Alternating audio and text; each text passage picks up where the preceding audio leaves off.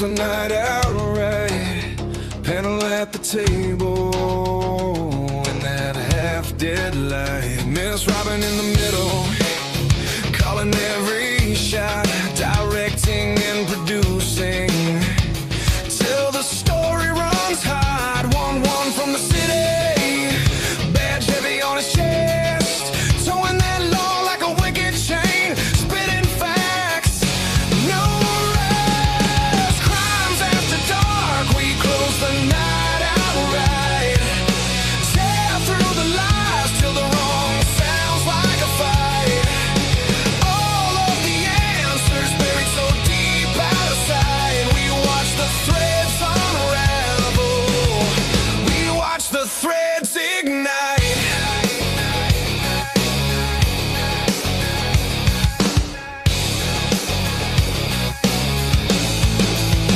JJ in the corner, state of the deep in his head. Which lies to toss and which ones to keep instead. Dago from the cafe says forget about it. Leans back, spins his thoughts like a blade cutting holes in the track. Lee at the front, head advocate, steady stare. Every word like a warning, every silence a dare. All of them leaning in, clock crawling, eyes bright. Every secret feels louder than the buzzing of the night. Crimes after dark, we close the night out right. Tear through the lies till the wrong sounds like a fight.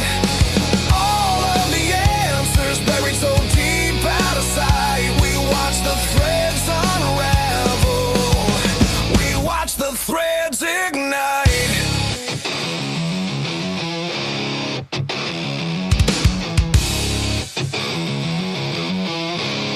You can bury it in paper, you can lock it in a file, but the truth bleeds through, drip by drip, tile by tile. We're dragging it to daylight, name by name, line by line. If you wrote it in the shadows, we'll read it out this time. Yeah.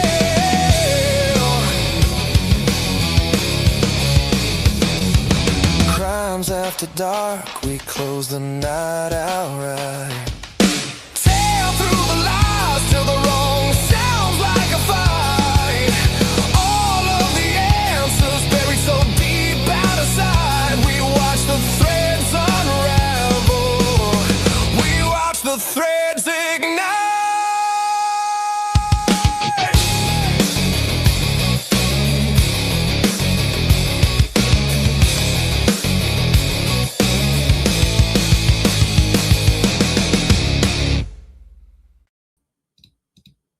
All right, welcome to yet another Crimes After Dark show on a Wednesday night. Yeah, it's got to be a Wednesday night. It's got to be a Wednesday night. Can I get a thumbs up? Make sure I got voice over here. It looks like everybody's quiet back. Okay. Whew. Thank goodness. All right. So look, we got an open show tonight. Not a lot on the agenda. There has been a new video posted that a lot of us are talking about backstage. Christy Chaos posted the video 3 hours or so ago, it looks like, on YouTube, of Brian Coberger at the DMV. So we're going to have things to talk about that. I know Dago's already talked about it today. Maybe Logan's already talked about it today. I just looked at it a little bit ago because I've been working on my own video, which is a 2-hour video body-worn camera footage from Officer Norris that I think Connor from YouTube posted that, and I've finally gone through the 2 hours that I'm like 10 minutes away from finishing the 2 hours, and I've got my own comments and thoughts that I'm going to do in a long-form video coming out tomorrow morning. All right, enough of that. Let's get in her, pitter patter. Let's get at her. Let's get the stage up here. Oh my gosh, I'm in my scrubs. I'm not even in a stage shirt tonight. Usually I dress up a little bit. I got a fucking t-shirt on from the Eclipse, which, by the way, was a very cool thing in my life. But anyways, let's get the panel on and talk a little turkey. Get the oh, it looks like I had Robin in a different place, I thought, but Robin's up first because she's on stage backstage in the first spot. What's up, Robin? Well, hello there. Good to see you. It was yeah, good to see you. How are you doing today? I'm good. I'm glad you got your ass to work out there, working for the show, doing some boots on the ground. That's right. I love it. I love it. Very Yep, excited. me and Essie, I'll tell you, that woman, she's a trooper, man. I don't We're even know all on the the stories road yet. again. Did she do some trooperish stuff today? Oh yeah, she was right with me. Yeah, we went. Yeah. We got in our That little putt and we went. that's amazing. Just to kind of tease what's going on. Do you want to tease what you did today, or do you? Yeah, you want you to tease a little bit what you did today without going too deep into it, because I want to make sure that we do it Right, the right way. right. Exactly. So we went to Williamsport today, and we were looking at some locations that uh could very well tie in with some things that Lee has been investigating for quite some time now. Um, and trust me, the stuff we found is extremely compelling. So Yeah, you're yeah. gonna want to be staying tuned for that for sure. So I have to put all my findings together in the footage. I got footage and some pictures and things like that. So I have to give everything to the boss man so he can put it together in the way that he does. Only he can. So, but it was exciting. We had to go to the courthouse in Williamsport, then we had to go to the assessment office, then we had to go Oh back my to the gosh, courthouse. that's And amazing. but fortunately they were right across the street from one another. Yeah, But yeah, it was there. Not everything is digitized yet because of yeah. lack of staffing and things like that. So it was a lot of fun. I love doing stuff like that. We've done record searches that way before, but it's always really neat. So yeah, it was good. That is amazing. You're going to have to teach me some tricks, because I haven't had much experience walking into a courthouse or assessor's office and getting them to produce records on that. Of course, I haven't tried it, but I mean, I tried It's it once. super easy.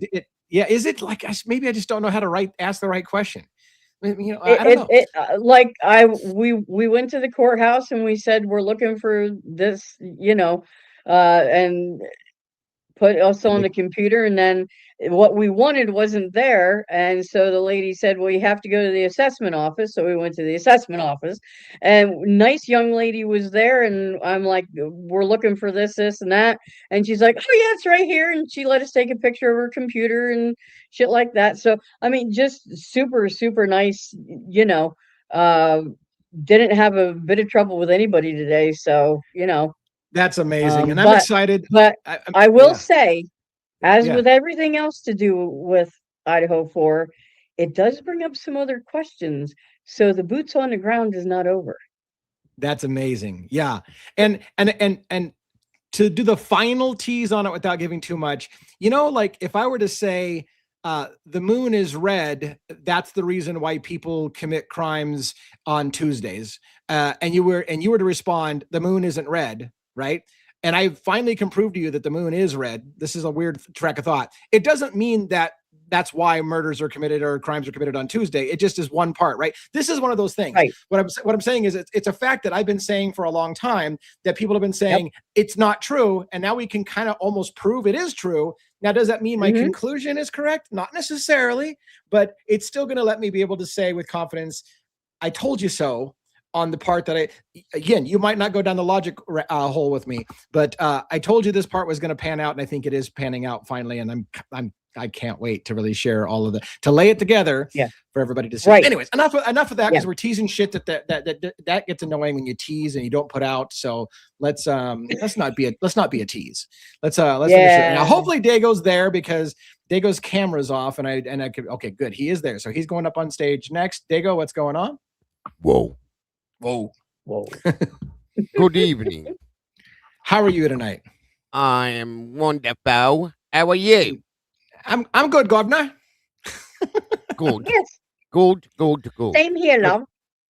Yeah. So you did cover the Coberger video that we're going to kind of talk about tonight on your show. How did that go over? Did you have a great and lively discussion about it? Yeah, I did. I think I saw somebody in chat say, what would it prove? Well, we'll get into that, because to me, it does prove a few things, I'll just say. Are we talking about our boots on the ground thing or the Coberger video? No, the Coberger video. Yeah. We can. In fact, I'd like to talk about it as a panel tonight and talk about what it does or doesn't.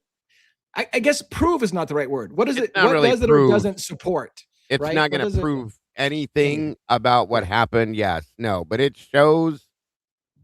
Well, it does prove one thing. It proves that, in my opinion, that there was truly some fuckery. That sorry, it was too early, I guess. But anyway, Ah, shit. You're 10. Well, you're 10 minutes in. It's good. You can drop the F-bomb. but yeah, it that's what we call it. So that's why I used it. There was definitely some things going on, and there was definitely a narrative created to portray a certain person, is what I'll say. So yeah, For sure. Every step of the way there was narrative shaping and Yes. and right. That's how we do things. We convict people in the court of public opinion before they ever step into their first day of trial, and that's the way it works. And then you Yeah. hope that you can convict them so strongly that they will never go to trial, which happens 97% of the time. Things don't go to trial. So anyways, all right, Logan looks like she's ready to go, so she's going to go up on stage next. Logan, how you doing? Good. How are you? Living the hello, dream. mom. Hello. Hello. Hello, mom. Did you Did you do a live today? I did. Dago came on with me. We were supposed to have a guest, but they canceled pretty last minute. So that Oh, was this a is little the guest disappointing, with the but- really thick resume. Yep, Aw. he canceled Oh. last minute. It's come up. It's okay. You can't rely on somebody just because they have a thick resume. Nope. And that's okay Yeah. though, because Dago said, "Hey, I'll come on." I was like, "Heck yeah, come on." Do you think let's go." you're gonna get them back? Was it just a timing issue? You think, or I didn't offer, so Oh, okay, okay. I'll probably look somewhere else. Dick. yeah, no problem. You know, it's funny. I've had the fish that got away story. And here's the thing. Yep. And I don't want to badmouth the guy, but we had somebody that was a pretty big feather in our cap early in our show that their producer, this guy's producer, said to us, "We've got big plans to do things with you. We can't wait till we get him and you together to talk." And then he ghosted me after a few exchanges. We had exchanges back and forth and things were going well. And he told me that, "Hey, look, I'm going to be busy for a couple months. Let's get together later." And then he dropped off the face of the earth. And I guess in retrospect, it was meant to be, because he's moving really, really mainstream and getting all kinds of people Yeah. on that just support the mainstream narrative. And he wouldn't have liked my style anyway. So maybe he Yeah. figured that out and was like, "Yeah, I'm not going with that guy. I'm mainstream and he's not mainstream." Yeah. So, Could be. so it is what it is. It's the fish that got away. Everything So- happens for a reason, and we had a great show, and it was fun, and we talked. enjoyed it. and Time went by really fast, and it was a good show. So Too yeah, fast. Nice. Nice. it's good. Well, that's the best when it doesn't feel like it drags on and on. It was a great and show. on. Very much. All right, look. One's patiently waiting in the wings. We got to get his family off to bed, and then we're going to let the hair down, because we probably I should wait until he's done with the monologue, gets the family off to bed, and all those good things. All right, one, what's up?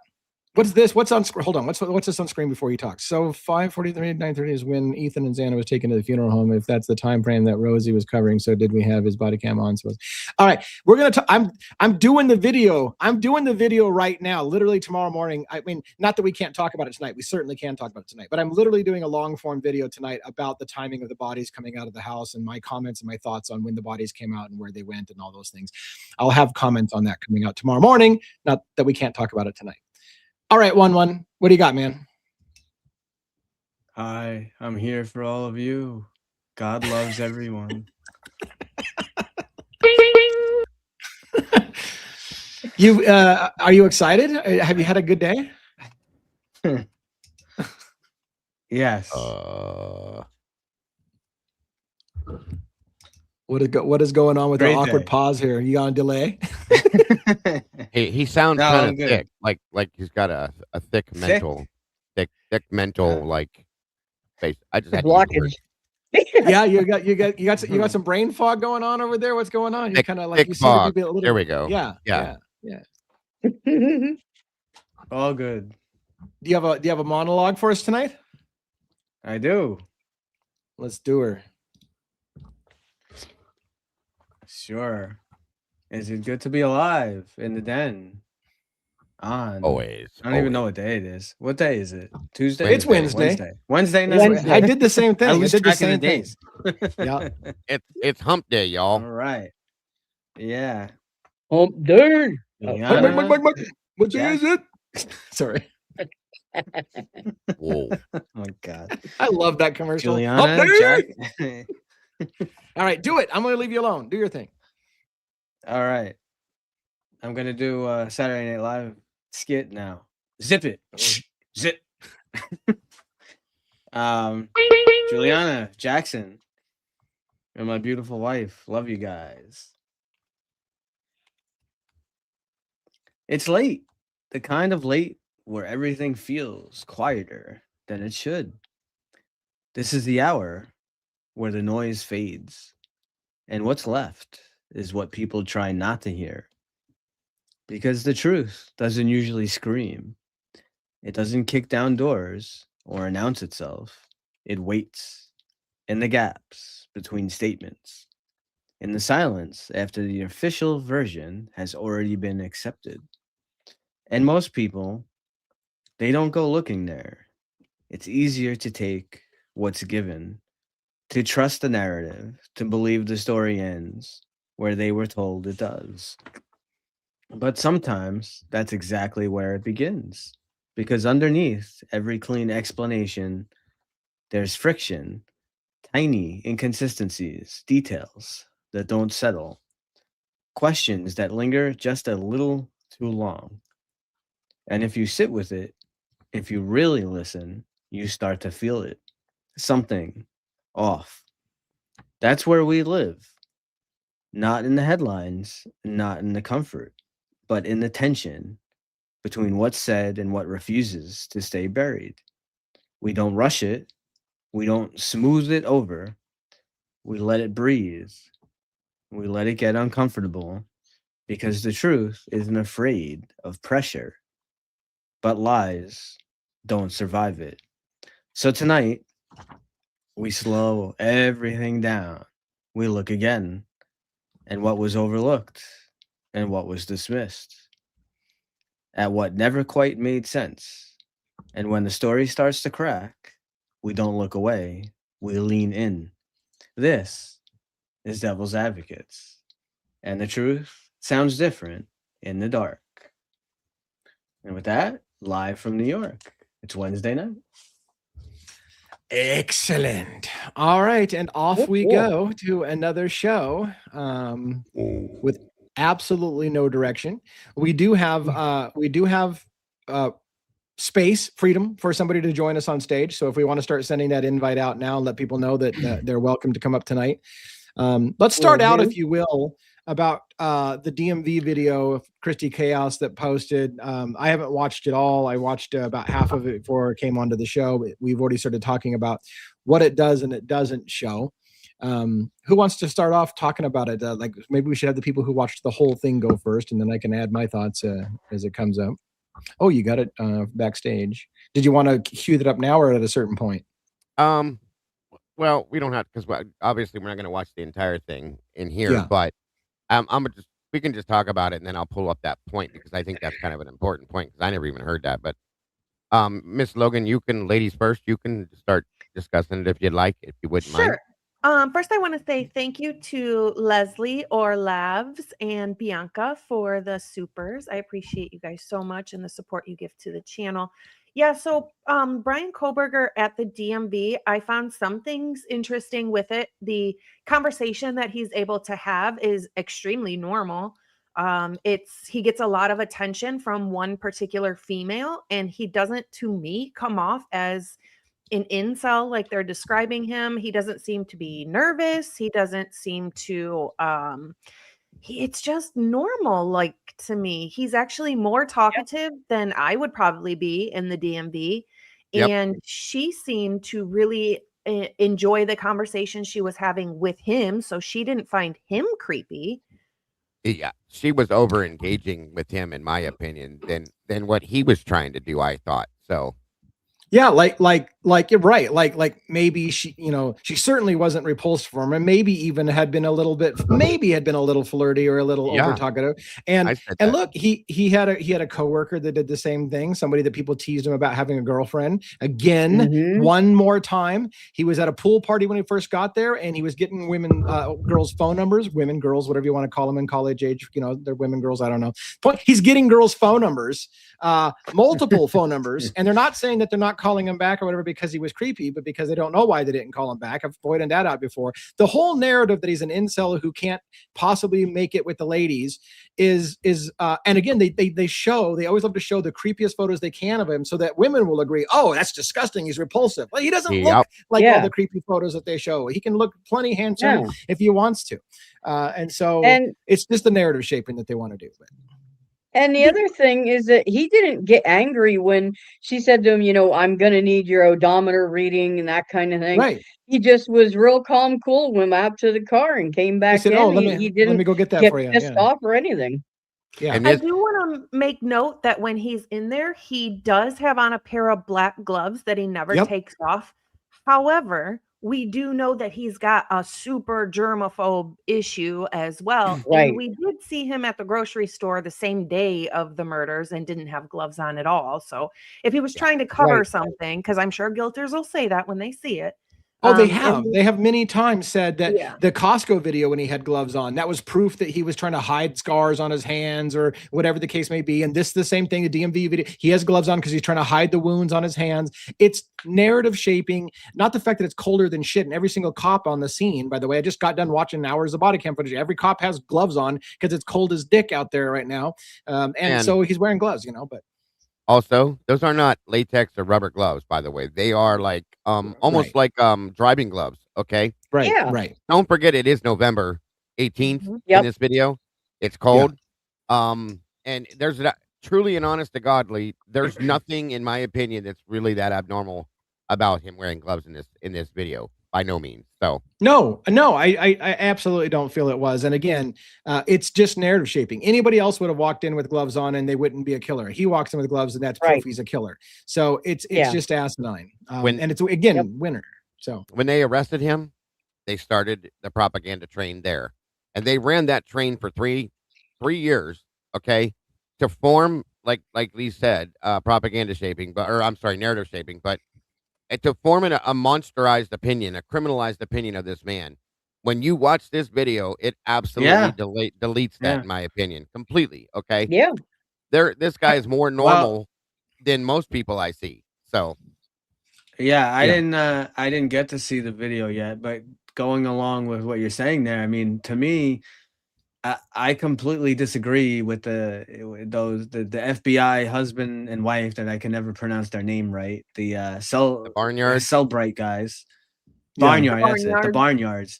They said that BK is all wacky and crazy because he took selfies of himself. But look like at all every other college kid there, right. And look at the pictures. What weird marks and scratches. I mean, he killed 4 people, right? And people fought him. Where are all the scratches on him? Half the population in Moscow and Pullman takes selfies all the time. It's just part of that generation. Like that's the other thing. But I wanted, and by the way, I know people are probably thinking if they haven't seen the show before that we're just spending all this time defending Coberger or whatever. It's partly because we're countering the narrative. The narrative was out there to shape your opinion. So we have to counter it. I want to bring up one more thing I want to counter about it, and it may be divergent, but we'll get back to this video in a second. So a lot was made about Coberger being a misogynist and how women felt uncomfortable with him. His classmates, female classmates in particular, felt uncomfortable with him. He'd been reprimanded by multiple times, and the board was talking about his misogynistic behavior towards women. I just want to point this out because I don't talk about it much. In the book, When the Night Comes Falling by Howard Bloom, the fight, the argument, the anger that Coberger has with his father on the drive at one part was specifically over 2 females who reported him because he graded their papers because they were shit papers. And he said the university is not having intellectual integrity and they're letting these people claim sexism as the reason why their papers suck. Just because your paper sucks and I grade it harshly doesn't mean that, and he was mad. He's like, I'm not going to stand for that. Like, they have some intellectual integrity. Your paper sucks. It's not a woman thing. But they jumped all over that. He doesn't like women's papers. He grades women's paper more harshly. And his response would be, your paper sucked. I don't care if you're a man or a woman, your paper sucked. And there's your answer to all of the bullshit complaints that came from, hey Randy, good to see you, brother, that came from the WSU students, as I kind of predicted that would be fact without even knowing. It's bullshit. I'm sorry, and it pisses me off because okay, and I'll say this too. I am defending Brian Coberger at this point, okay, because I'm tired of seeing this. He's being bullied and has been bullied by the students at WSU, the people that formed these complaints about him, all of it. And this video proves it, in my opinion. This isn't the only time we've seen him act this way either, guys. When he was stopped, in I think it was Pullman, by the female police officer, he acted the exact same damn way. So this man didn't wake up on November 18th and walk into the DMV and say, I'm going to be super nice today. That way nobody can point out and say that I'm a bad person. Bullshit. Right. This is him. This is who he is. Anyway, sorry. No. I agree. Somebody said they did want to see some of the video, and some people have not seen even a second of the video. I queued up him walking in the door and having the first interaction, maybe up to the whole part where she asked for his odometer reading, just to start the conversation. So hopefully you'll hear audio on this. Yeah, no, it takes like months. Yeah, it takes a couple months, but yes. That's Coberger coming in. About 115. Oh, okay. So you just have to write down the exact mileage. Sorry. So that was after she got asked to go get his odometer, and he came back in for the odometer. But we can listen to that anyway. So he had come in and just said, "Hey, I got to get my plates changed," which, by the way, was a requirement for continuing to live in Washington State, because he had Pennsylvania plates, and he had to, within a certain amount of time, change the plates over. People use that again in the public to say he's a killer, trying to hide the fact that he was quickly trying to put on Washington State plates to cover up the Pennsylvania plates that he drove to the crime with. Because again, the forensic genius couldn't figure out not to take his own fucking car to a crime scene. But anyways, he had to quickly change his plates. He had to change his plates. It's a requirement. And it shows that Coberger was planning on coming back to Washington State. He wasn't fleeing the university. His birthday was 3 days from this, folks. Okay. Yeah. Remember that. Now, also add to that. I'm sorry, but I didn't mean to. I hope you were done, Lee. I didn't mean to step on you, but no, yeah, I'm good. I'm good. I just want to add to this that, to me, this proves that Brian, a murderer that's going to kill 4 people is not going to lay down permanent residence somewhere, in my opinion. And this is why I believe he's doing this. He's getting a permanent plate to the state that he's going to be staying in for a while. And not planning on going anywhere, permanent residence, because he's going to be there, not going back to Pennsylvania for a while. Hence the reason, again, why I believe he's doing this. So if you're going to kill 4 people, I'm pretty sure you're going to, maybe decide to take off and go maybe back home or somewhere else. You're not going to stay in the area that you killed 4 people in. That's a big deal. I think that means a whole lot with this as well, you guys, is all I'm saying. And some people, I realize that it got corrected so quickly that people are probably not going to remember this. But when he first left the state, people use that as proof that he must be guilty. He's fleeing the state. And then it later on come in, he's got family, and they'd already planned that trip for a long time. He was already planning on going to see, there. Right. Yeah. Before he even got there, he was going to come out for Christmas. They even purposely did the whole they drove across the country, him and his dad, to get him there to campus, and his dad flew back to Pennsylvania with the plan of doing the reverse order, flying back out there, and then the 2 of them would drive back when they were done, kind of thing. So, and he tells her about it in this video that he's planning on going home for the holidays. He says the same thing. So yeah. All right, we'll watch a minute or 2 more, maybe. Right here with no temps. Check the box that says actual, put today's date, and then you'll sign, print, and your street address on the bottom line there. Okay. No. We'll get to more talking here on Coberger's part. Are you retiring on the car? Are you retiring the car or anything? Exactly, Moto. Yeah. Hold on. Shortage on new cars. It's hard to find cars right now. I've known a couple people that have ordered the car they wanted and had to wait a year for it to be delivered because they just didn't have it until a year later. Yeah, sports versions. Yeah, those are the most popular and they go so fast. Yeah, absolutely. I mean, I am. look at that. So look. He's talking casually to her. I mean, I'm just taking random sample, talking casually to her, and then he asks, "Hey, are you a Giants fan?" or whatever. Starts talking football. Coberger talked football with the guys at the station in Pennsylvania. Baseball. Baseball. He was talking sports with them in Pennsylvania as well. Like he knows how to carry a conversation. Incel, shut down, socially awkward. He has no friends. make polite conversation with strangers. They're so you can't have it both ways. The guy has no friends. He's a loser. He's an incel. He can't possibly carry on a conversation with anybody, but he does it all the time. So anyways. And one other thing pointing out here that I think Bronx just said it too, and somebody else, Brian's right-handed, not left. He's writing with it, unless he's ambidextrous. He's writing with his right hand here. One more thing, not to mention, there's another lie that was proven to be a lie. They claimed that Brian stopped using his credit card a week or so before the murders happened. Yep. Guess what he pays with in here, folks? A credit card. Yep. Right.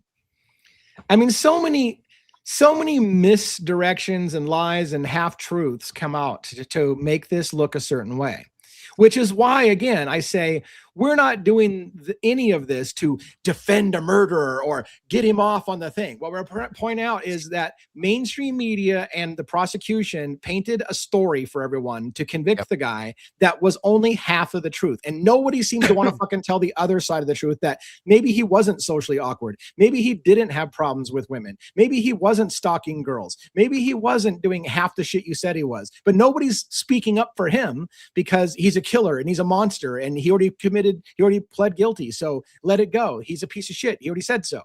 So I don't know. It's just my little rant. That's 100% correct. Did you guys find the timestamp of the moment where she says that she's nervous about what happened in Moscow or whatever? I listened from like the 7:30 mark to the 9 something, and I didn't hear it in there. Right. I started listening to it because somebody said it was around 7:30, and I started watching, and I didn't hear it for a while either. But somebody says during this conversation, the teller makes a comment about being uncomfortable or nervous about what happened in Moscow, and I really wanted to see Brian's reaction, to do the microanalysis of how he reacts to such a comment, supposedly days after he just horrifically murdered 4 people, to see if he reacts in a way like, does he wince? Does he make? But I don't see it here, and I guess we don't have the proof of that it happened, so I should shut the fuck up. Hang on a minute. Busy said she sent it to me, and it's already queued, I guess, at that point. So. Oh, you got it on the screen? Okay, hold on. Let me get yours up. Let me pull it back up to send to you. Sorry, hold on. Pulled it down for a second. Oh, that was I thought I pulled mine down. No, you pulled yours down too. Yeah. Yeah. All right, here we go. Now you can pull it up. All right, and let me blow it up. 1 minute here. Oh, wow. Look, wait a minute. Before you go too much further. So the camera that we're looking at on my screen is the inverse of this. It's the big screen is the one and this is flip-flop. So the overhead's, weird. Okay.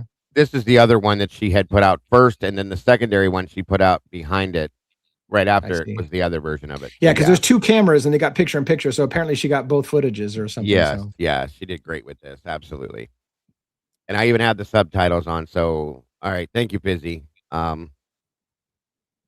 right, guys. So what's the timestamp on it? It is at 7:28. Maybe that's why we were too far ahead, or 7:33. I don't. Yeah, all right. It's in there somewhere. Maybe they're not synced. That's probably not right. All right. Should I slow it down or just play it normal first? Play it normal. Okay. Small and quiet, and I would say safe, but the whole Moscow thing kind of makes me feel a little less. Okay, I got the word safe. Hold on.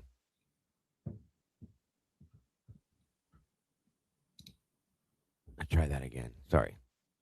The whole Moscow thing kind of makes me feel a little less safe right now, and how much sales tax you pay for it. Otherwise, and it's still a good. Oh, damn it. I don't hear anything before that.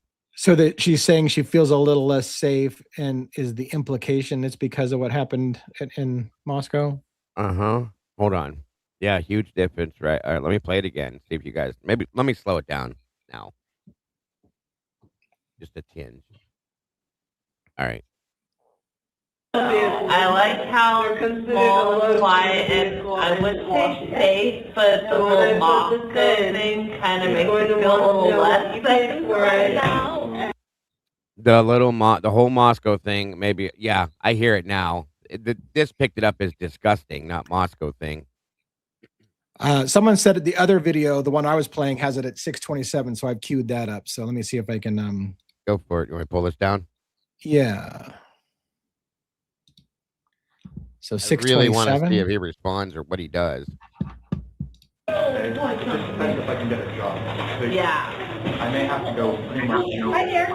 And where the call is going. Yeah. Washington State. It is really nice. And there's something about living in the Pacific Northwest. Like, I love all the Teasers. I'm really big on camping and hiking and stuff. And there's just so many pretty parks and places to go for that year, which I really like. So that's why I stuck around. I'm like, I can't leave. I love it. Yeah, that's actually a good thing here. I like all that stuff. I do a bit more hiking than camping. Yeah. I didn't grow up necessarily going camping.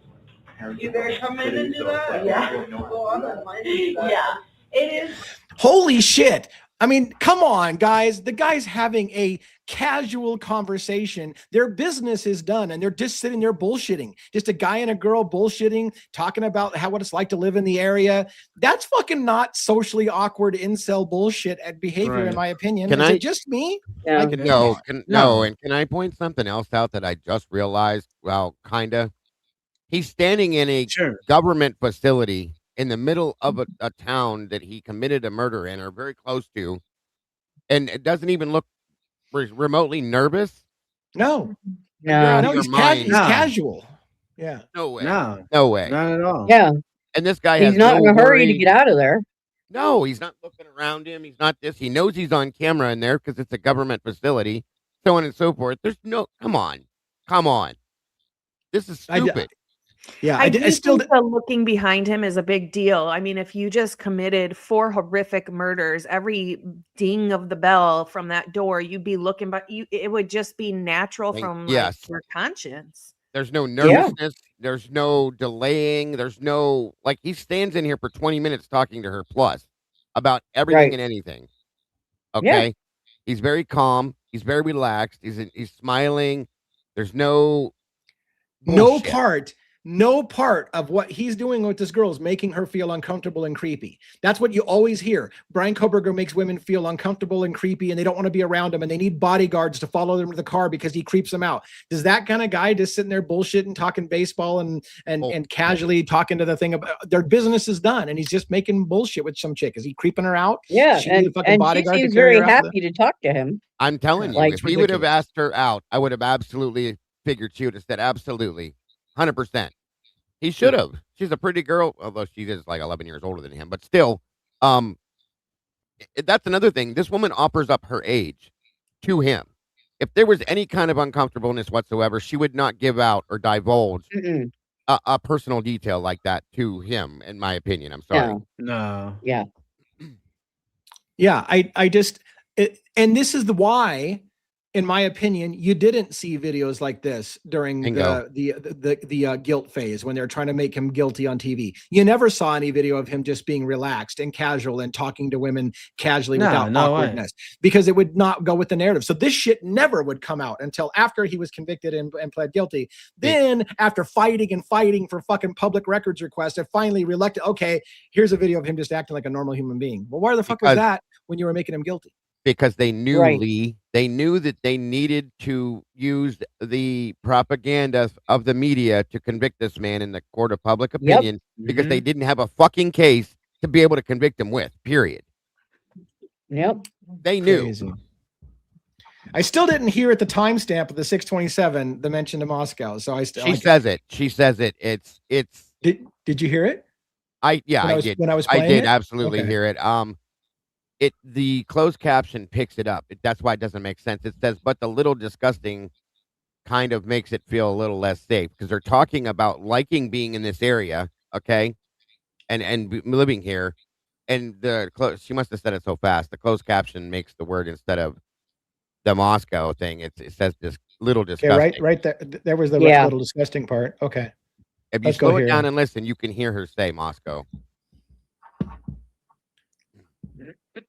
And I would say safe, but the whole Moscow thing kind of makes it feel a little less safe right now. And how much sales got you paid for it? Otherwise, it just goes. I mean, somebody was really good at capturing that shit. I mean, granted, I didn't slow it down, but like whoever caught it to know that that's what they were talking about has really good Busy attention pointed to it out detail. to me. Right. Yeah.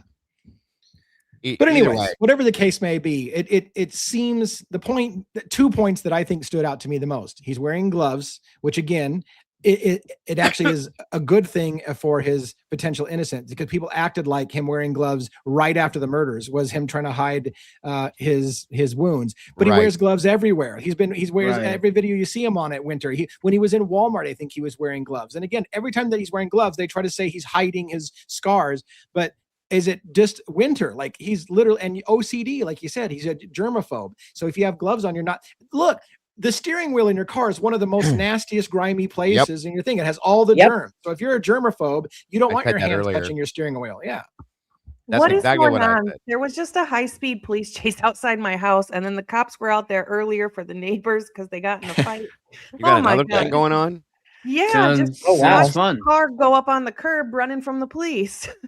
I have You no idea what's going on. guys should have heard it earlier when I If- came in backstage. It was crazy over in her neighborhood. This is your JLR moment. Take the camera, go outside, order Uber Yep, to the good. crime scene, and we will stream it live. We'll do it live. Nothing ever happens in my neighborhood. Nothing ever happens Oh my in God. Moscow. Yeah. You know what? Speaking of that, and I might mention it on my long form video. I can't remember if I clipped it or not. You know, the comment, nothing ever happens in Moscow, is something that we've heard and we joke about. We've made songs with nothing really happens in Moscow. I think we've got a song in the archive somewhere called Nothing Happens in Moscow. And yet, when I was watching the body camera footage that was put out by Morris, one of the first things he said is he goes, weird shit happens in Moscow for some reason. And I'm like, funny, because all we've been hearing for the last year was nothing happens in Moscow. And one of cop says, why is it weird shit happens in Moscow? I'm like, well, that's weird, because I thought nothing weird ever happened in Moscow. Real quick, I want to thank Moto Man for the super chat. It says, at this point, he's also seemingly confident that he will remain employed at this point. Absolutely. Yes. Absolutely. Thank you, Moto, for that. Number one, towards our goal tonight. That's amazing, brother. And that's a very, very huge statement, because, like I said, he left things in his apartment. He was getting a permanent plate for his car for that state, not for Pennsylvania. And all these things point to the fact that Brian absolutely planned on being in this state to finish out what he was doing. Again, somebody that murders 4 people is not going to do that. Agreed. Right. So there you have it. I mean, again, this is kind of like a little bit like the reveal that we're going to show later. Is it proof of anything? No, it's not proof of anything. It's supporting evidence that the narrative is not accurate. And that's what I'm going to try to provide here in a couple of days, is supporting evidence that something I've been saying is true. It's not proof. Nothing's going to be proof. At this point, you couldn't prove to a guilter anything. Even if he gets it overturned, they'll be like, yeah, he fucking got away with that one because he's fucking smart. He figured out a way to fucking loophole that shit and get out of it. Like, guilters won't change your mind on it, no matter what happens. No. They'll And find again, a we way. don't know. I don't know. Let me be clear about this. Let me be clear. I don't say this enough. Maybe Coberger did it. I mean, you have to take the possibility he pled guilty, so maybe he did it. Not I from really that don't car. Not from that car. not from that car. But yeah, and not in 8 minutes on 2 floors. But anyways, Right, other than that, it's possible he was involved. I've always said it was possible he's involved. Yeah. And I'm not Thank trying you to get a to killer on. Wisteria for the guest. Well, there is a Yeah. possibility. There is a I possibility. don't- Wisteria. Wait. Well, have you ever? I know you guys have seen Twilight, right? You know, there's that episode where you can stop time. You have like a watch. You can stop time and like. Right. Oh yeah. Maybe he has that. Yeah. There's no, the more I see, the more types of stuff like this that I see, the more and more I believe that he has absolutely nothing at all to do with this. Okay. Nothing. So I can't look away from it. I just can't. Boy, Wisteria, by the way, with giving us 5 gift memberships, it makes me want to, I need to be doing more members only live. I almost did it today. When I got up today, I was going to do some more members only video where I go through live some of my public records returns, but I've been working on this long form video to put out tomorrow morning, and I wanted to make that my priority, and it took much longer today because of my ADHD habit of squirrel. Like I work for a couple of minutes and then I go do something else, and then I work for a couple of minutes and I do something else, and it takes me like 18 hours to get through a video, which probably should have only taken me a couple hours. Well, it's 2 hours of watching video and then another hour of editing and another hour of uploading, so 4 hours, but still, point being. It takes time. Yep. I feel your pain. Yep. All right. What else do we have to talk about? I mean, is there anything more to talk about on that particular video? You said you had some great conversations about it in your chat. Was there any points that came up that are worth talking about here as a panel on that video? I know not everybody's seen it yet, but I mean, it tells its own story, in my opinion. Like, I don't know. I've said quite a bit already. Anybody else have anything to add? I mean, I don't know how many else. I think Logan's the only one that watched it, besides a little bit with the two. Yeah, I didn't really. How long is it? The it's whole 20 video? minutes. 20 minutes. Okay. Yeah. I don't want to say, like, here's a difference between, I want to point to, like, Christie's Chaos, I think, put that out, right? And Connor has some good videos that come out and stuff like that. And several creators, their thing is to go after public records and then just post them with no commentary, just make it available for everybody to watch. And that's a beautiful thing, right? It's a beautiful thing. Understand, I've had so many people that come in and try to bust my nuts about you're talking all over the video. That's why we want to try to provide you the links to the raw video. If you want to watch the raw video without getting my opinion or Dago's opinion or Logo's opinion or Robin's opinion or One's opinion, go watch Christie's Chaos in its raw form, and nobody will fucking talk over the video. But when you come here, we're going to give you our opinions about the video. So hopefully you do your homework and you watch the actual video on your own to form your own opinion, and then come over here and listen to us yammer about it and tell you what we thought about it when we watched it. But this is an opinion channel. Our thing isn't just putting raw video out there for those who haven't figured that out yet. It's a commentary. That's what we do. We're commentary channels. And her link, by the way, Christy's link I just dropped in my chat. Please make sure you guys go over and check out everything else she does. Christy works really hard at doing what she does. She does amazing work, and she deserves the support for doing what she does. So just jump over real quick, hit the like button, notify her, and make sure you're subscribed, because she really appreciates it. Yeah, and we appreciate all the creators who like her and Connor and so many others who share the things that they get. It only goes to, you know, further the fight for truth. So we really appreciate it. So any of the creators out there, make sure you're liking their videos, sub to their channels. It is super, super important, folks. Yes. Thank you for that, Robin, because that is important, especially these smaller channels that, and I'm only saying smaller because they're just starting off. They need that in a bad way. So please support. And they do great work. They do great work. Connor's amazing. Christy's amazing. There's many of them out there that Senior Wazowski, many of them out there doing this, that trying to help, and they've helped so many different ways to help this case. So absolutely. Oh my God. Did you guys see this thing about the Barbie dolls that were found in a discount store with fentanyl in the packaging? What? What? No. What? Oh my God. Where was that? In Missouri. Wow. Police in Independence, Missouri God. shared on Facebook that a Barbie doll package had a suspicious powder substance. The Independence Police Department tested the powder and determined it was fentanyl. Wow. That makes me nauseous. That's very alarming. Yes. A little girl could have opened that up and dropped, like, it would kill her. That's insane. Yes. Wow. Well, I hope they found out, you know, who did it at the factory, because it had to have come from the factory. Yeah, and think about I mean, well, not necessarily. Somebody maybe not. Walked into the store and dumped it in there too. But that's the mentality of it. What's you okay over there? The mentality of What's going on? We fell over. I don't know. Wow, Moto says, has anyone ever watched the case about the 2 missing Dutch girls that died in the jungle? The story has a similar precedent, but different circumstances. Definitely recommend checking it out. I have not, but I'm going to look into it now. Yeah, I've never heard of it either, but that sounds interesting. 2 missing Dutch that died in the jungle. I don't know if it sounds familiar. I need the names. I need to know the names. Deutsch. Yeah, all right, Were they Lee? kidnapped by their What school happened? teacher or something? I don't know. Thank you, Moto. Yeah, thank you, bro. I have to check it out. Where can I watch it? I've never heard of it. Yeah, that's crazy. Unbelievable. I just don't Found in one. understand why people waste their money buying drugs to put it in kid toys. Like, what? I don't understand that. Well, if you go back to if you go back to the 80s, Logan, The big thing back then was they were taking and like loading up candy with razor blades and shit for Halloween. Yep. And Yeah. I'm just my mother was a nurse back then. She worked in the ER and told me Yeah. more than once that she had poor little And kids so it coming was in like with a their tongues all huge, sliced up. yeah. Right. This was like a How do huge they know thing. who's gonna get? Is it just for like shits and gigs for Just at themselves? random. Yeah. Yeah. Oh, They get off Yeah. on it. Yep. Yeah. They're just sick. Right. That's why, like, after that, I remember that's why after that happened in the 80s, like a huge thing was like cannot take any candy unless it's like fully sealed. Don't like Yeah. just crazy.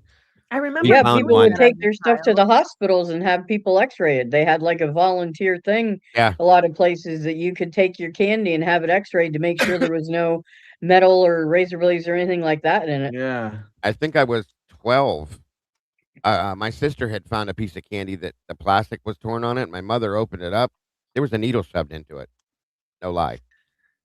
Oh my police, gosh. I think police stations also used to X-ray stuff back when I was a kid. You just Right. Yeah. you actually reminded me. So a few years ago, I was working at a protest in Manhattan. Not I didn't have it, but the cops went to like a nearby fast food restaurant, and one of the cops had a razor blade. He got like a chicken sandwich, and it was a razor blade in the chicken sandwich. Wow.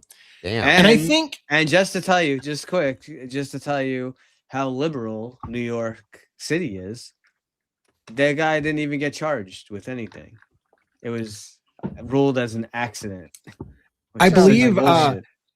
for us old farts, I believe, by the way, and I'm going to try not to make this too religious, but I believe that whole scare era of the 80s and the razor blades and the poisoning of the candy led to the tradition of churches starting to adopt the trunk or treat parties where they would just go to the church and have all the cars with the trunks open. That was in response to it's not safe to have your kids going getting random candy. We actually we do that at all the precincts too. We actually have a trunk or treat. Yeah, we have like one or two officers that dress in like a costume, and they like kind of set up like a car with all kinds of stuff and whatever. But Same here. Yep.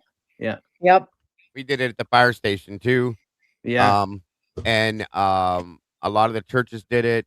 The mall out here did it, where all the stores would set up and they could come in and trick or treat inside the mall, and it was, safe trick or treating and stuff like that. So yeah.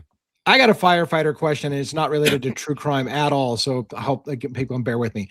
Where did the tradition of fill the boot campaigns come from the firefighters when they'd stand out in the street with the boot and people would drive by and stuff it full of money? Do they ever do that in your area? We have a lot of these fill the boot campaigns. That was, my understanding is that goes way back when a firefighter would pass, unfortunately, usually it was because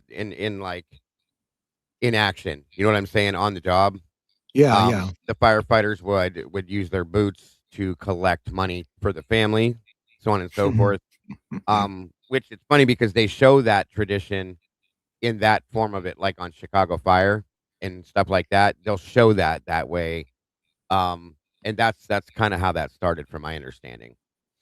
That's cool. See, this is why we educate people and thank you, Mitchell. We're not calling you old, of course. We were talking about somebody completely random, not you. But anyways, this is why we educate you on things like why you're cool as a cucumber, or why clams are happy at high tide, and all that shit. Yeah. See, it's education. It's an education show. Yeah. All right. What other cases do we have to talk about? Is there anything in any of the other major cases? Nancy, by the way, sorry. Oh, Nancy Guthrie. Oh, go ahead. I got one. I was just going to say the sheriff, Sheriff in the Guthrie case has been called out by his former boss now. And he's being called out for lying now. Okay. At some point I can't remember where the hell he was at. Santa Fe. Originally, when he first started, he had been written up multiple times, gotten in multiple. When he first started, he was getting in trouble a lot. We'll just put it that way. And it was never put on his file. So, because he knew that he said there was administrative error, but he knew that if it would have showed up on his file, he'd have never been hired in at Pima County, and so on and so forth. So he's being called off for that now. There's people calling for him to resign, and it just points to the fact that I've said for a long time. First off, he's an idiot, and I don't care who hears that, and he should have never had the control he had over this case. And I do truly believe that if he would not have had the control he had, Nancy may have been found at this point, is all I'm saying. Oh, wow. You think so, huh? Yes. That's a sobering thought. Holy crap. Yeah.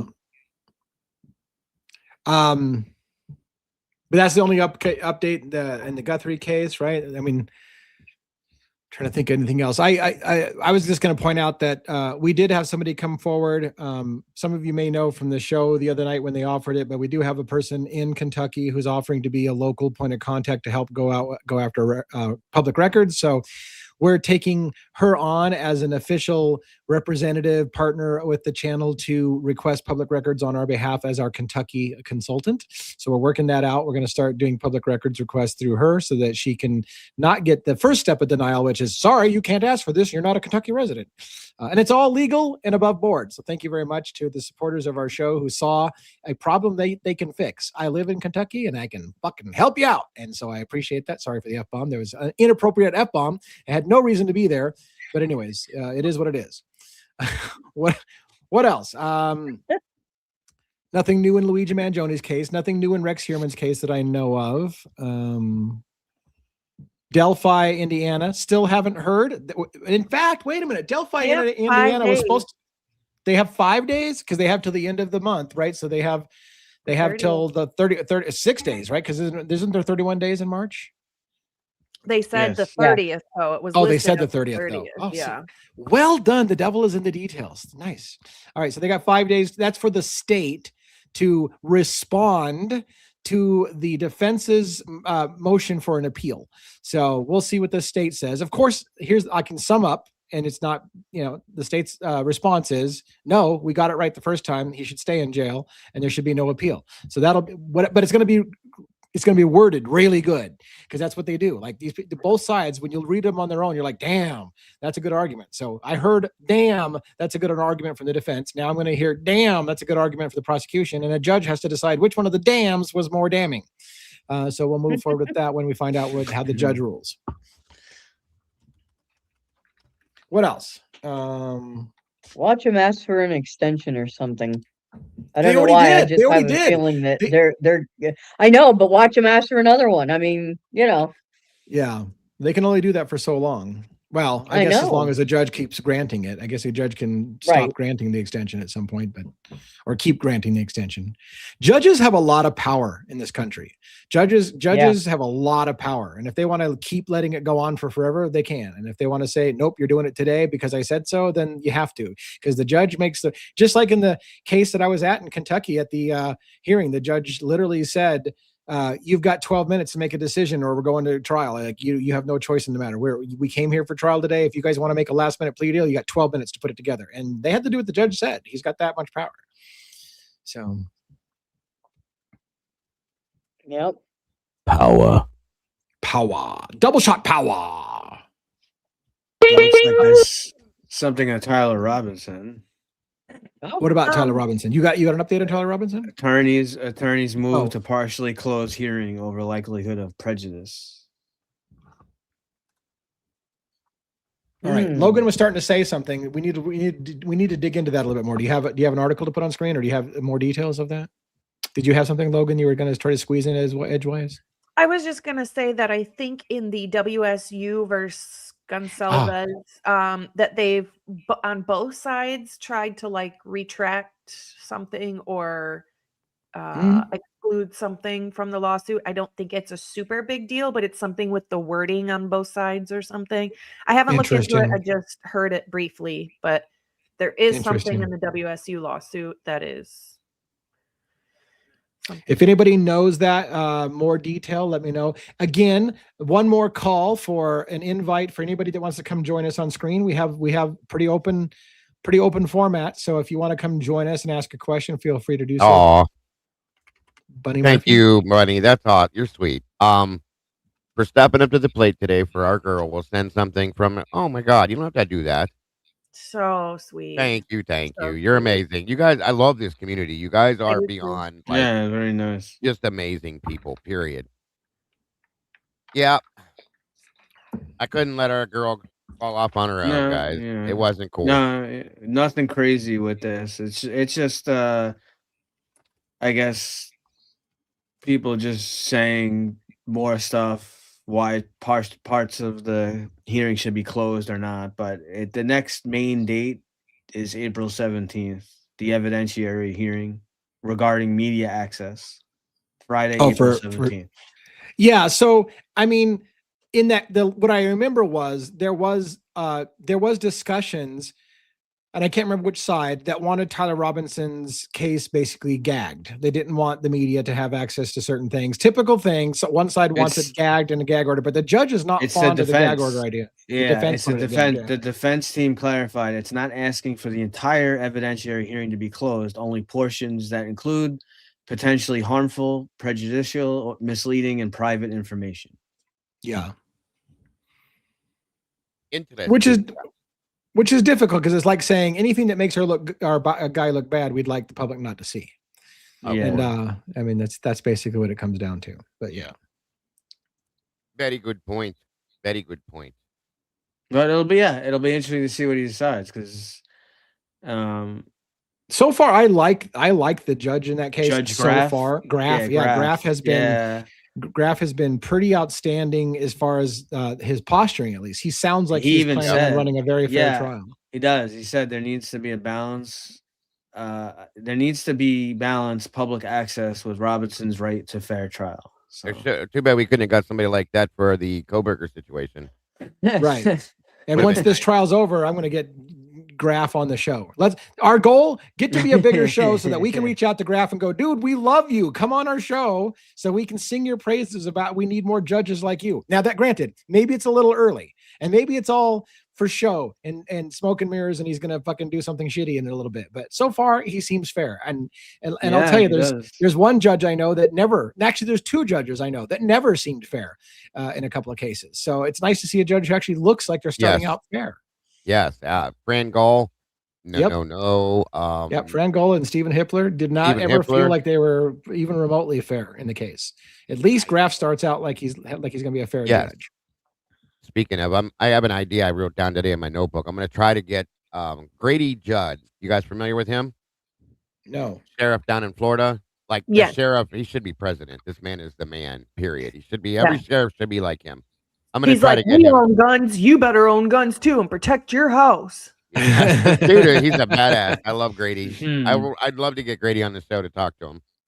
Yeah. Good Lord. What were you going to say earlier, Logan? You started to say something and then we went back to the Tyler Robinson, or was that what you were saying? No, I don't remember what I was going to say. Okay. Anything else in any other cases that did you happen to do any sleuthing around for random cases to give updates on today? Of course.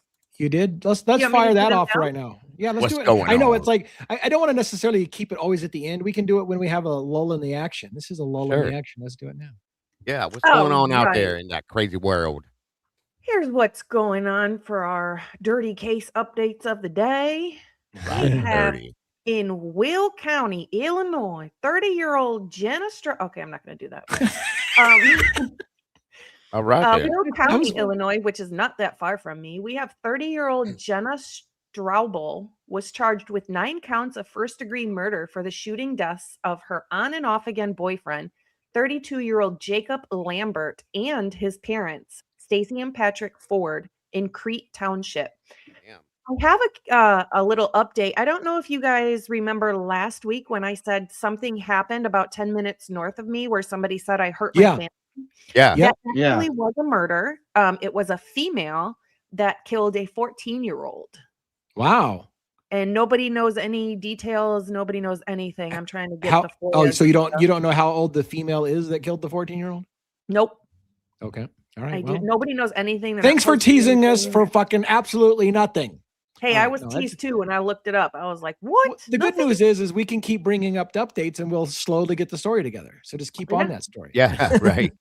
In South Bend, Indiana, 56-year-old Lucio Lerma Sr. was arrested and arraigned for the 2007 cold case murder of his own wife, Delia Lerma, nearly 20 years after she disappeared. Wow. Damn. Dyer Interesting. County, Tennessee, Austin Drummond, if you guys remember that case. Sounds I familiar. do. I do. Yeah, the manhunt for him was crazy. He pleaded not guilty to a quadruple murder charge. He's accused of killing 4 family members and abandoning a baby in Tennessee. Prosecutors are seeking the death penalty. And there still hasn't been anything new as to like why.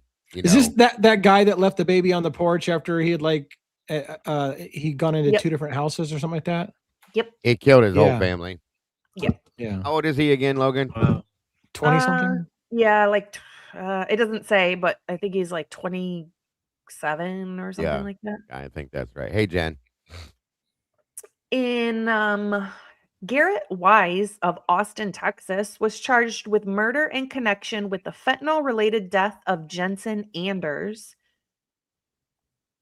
In Marion, North Carolina, a father was charged with murder and felony child abuse over a year after his infant child died after receiving new medical evidence in the case. Let's see. In Alabama, 27-year-old Mark John Love was charged with the murder following a fatal shooting at an apartment complex on Fox Run Parkway. Not much information there. In Orange County, North Carolina, the murder charge against Isaiah Ross in the death of Lyric Woods remains pending, with a future hearing set for June 16th of this year.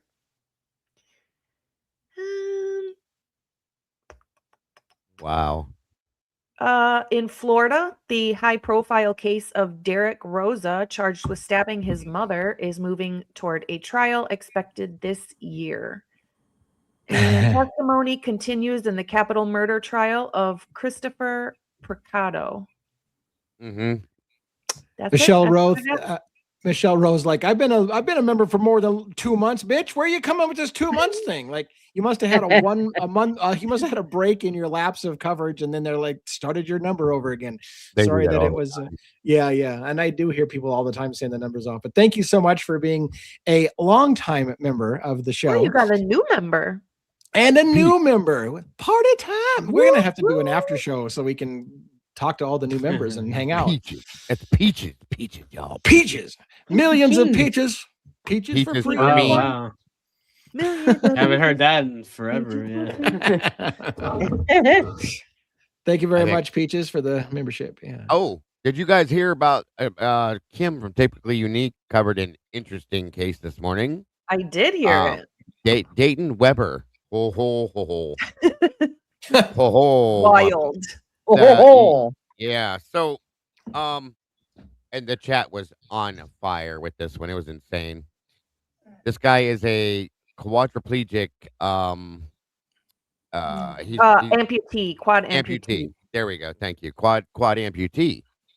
And shot and killed somebody in the front seat of his vehicle, and then rode down the road, pushed him out, and took off running to another state during an argument. The Lenny man. said he needs to hire a lawyer that can give him a hand. We were going Oh through this. my- We were going through this all morning, bro. You're on going to everybody. hell. Oh, yeah, you're so. Somebody was asking, "How did they get his fingerprints?" And I was like, "You guys need to stop." I wanted to know when you said he ran away. I'm like, how do you do that? I thought you said Well, it he was a ran. He quadruple. drove away to another state. Yeah. You said ran away, and I'm like, how the hell does he do that? And then she's like, and somebody needs to give him a hand. I'm like, oh my god, here it And comes. this guy, here's the best part. This guy is a repeat, I believe, cornhole champion. How? Whoa. Just saying, guys. Hey, I mean, Peter, for real. watch your cornhole, bud. The guy played football, basketball, soccer, multiple sports. Okay, and he's a hunter, an avid hunter, and there's photographs and video of him shooting I had to tell Tomboy to shut up this morning. She would not stop. I was dying over here. He shoots perfect with a rifle, pistols, everything. And I'm like, how are you doing this? It's insane. The dude is off the chain with it. But yeah, I felt, I was like, I can't. So he's amazingly talented despite his disabilities, but he allegedly killed people. Or He killed somebody, and he had 3 passengers in his vehicle. Mind you, it was a Tesla SUV. I want to know where the money came for that. Unless it's they from drive Cornwall. themselves. That explains that, because Teslas will Yeah, drive themselves. yeah, true. Good point. He could just kind of, yeah. Anyway, oh my God. I can't, this is what I went through all morning. I can't. I'm not even drinking, and that shit's funny. I don't know. I mean, and I would have felt bad if this dude wasn't a cold-blooded murderer. They're talking about, you know what I mean? But it's insane. The dude is on point with it. Dandy, oh my God. But yeah, they showed video of him lined up and shooting at target, and he's very good, you guys. Do we have a video up? Do we have a video we can play? I want to see it. Hang on, hold on. Let me pull it up real quick for you. I got to see this. Let me get it.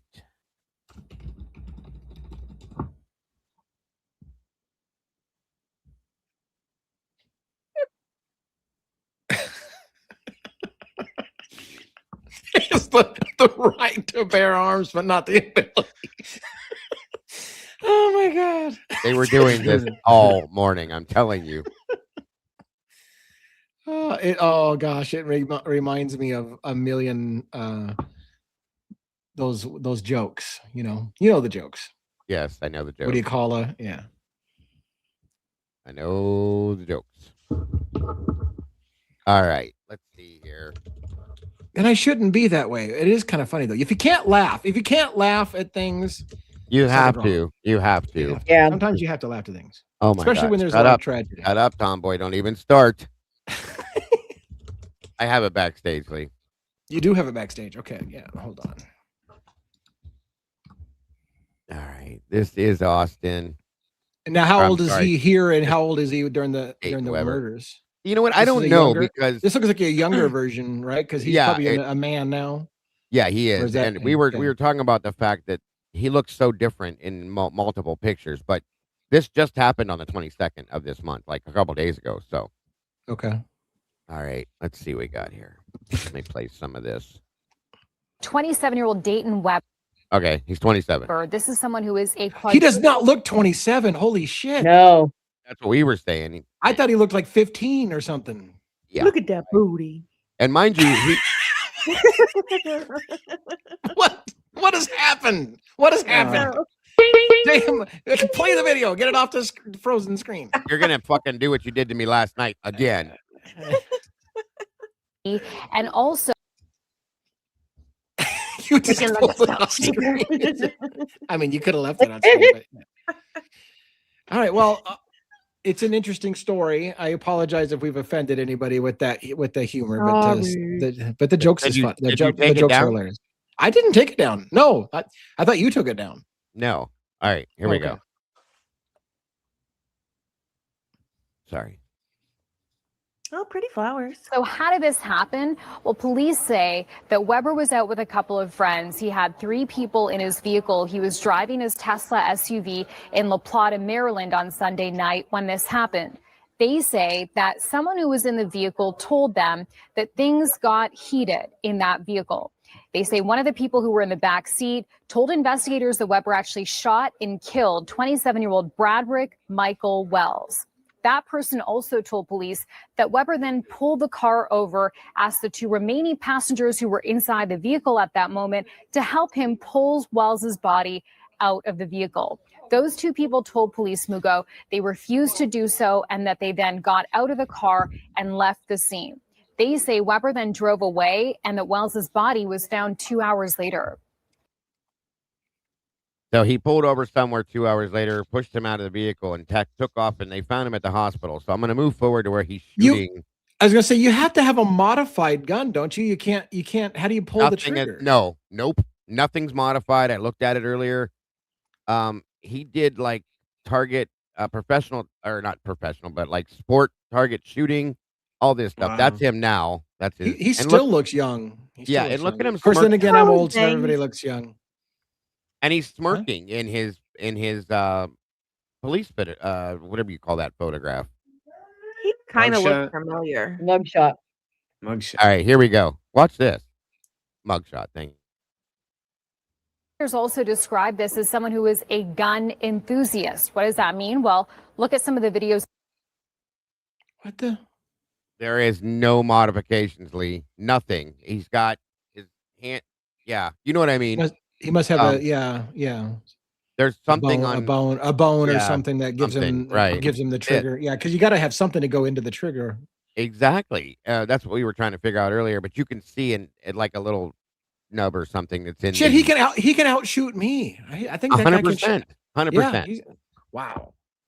On your screen right now, these are videos that he posted to his personal YouTube channel, which obviously show him loading and firing several shots from a handgun, as you see there. Weber was charged with first and second degree murder. As for next steps in this case, he is waiting to be extradited back to Maryland. All right, Chanel Call, thank you so much for your reporting. And there's other videos she found earlier of him shooting rifles. Things like that, so on and so forth. But he shot this guy in the head in his front seat, pulled over, and said, "Can you guys help me get him out of the truck?" They said, "Piss on you," and took off. And a couple hours later, they find him down the road in the yard, and then they found him at a hospital for some kind of a medical issue, and arrested him in another state, in Virginia, I think it was. And this kid was born this way. Okay, he had some kind of a bacterial infection when he was born that caused him to have the amputations done, and adapted and lived his whole life this way. So stop it, Tomboy. Stop it now. I'm making note of somebody said the Mercy movie about AI or whatever. I got to check that out. Yeah, I was told that this morning too. I like in movies. Maryland. He drove to West Virginia. That was it. Yeah. That whole case is crazy. I mean, every part of the story, I'm thinking to myself, makes no sense. So he's, an amputee or whatever, and they're like, and he drove with his car. How does he drive? It ran away. Okay, well, how do you run away? Like, I shot a gun. How do you shoot a gun? Like, I don't know, but everything about that, like, wow, you're just like surprised. Like that actually could happen. Yeah, 100%. Yeah, he did 100%. everything perfectly. Like, normal. I mean, not that he does have the. I know you guys have seen like the blades that like amputee, marathon runners like wear. Blade Runner. Yeah, he's got those, and he'll use those for the sporting events that he competes in. And he's older now than he was in some of the photos, and he's way more built now and more like buffed up and stuff. You know what I mean? So, shut up, Fizzy.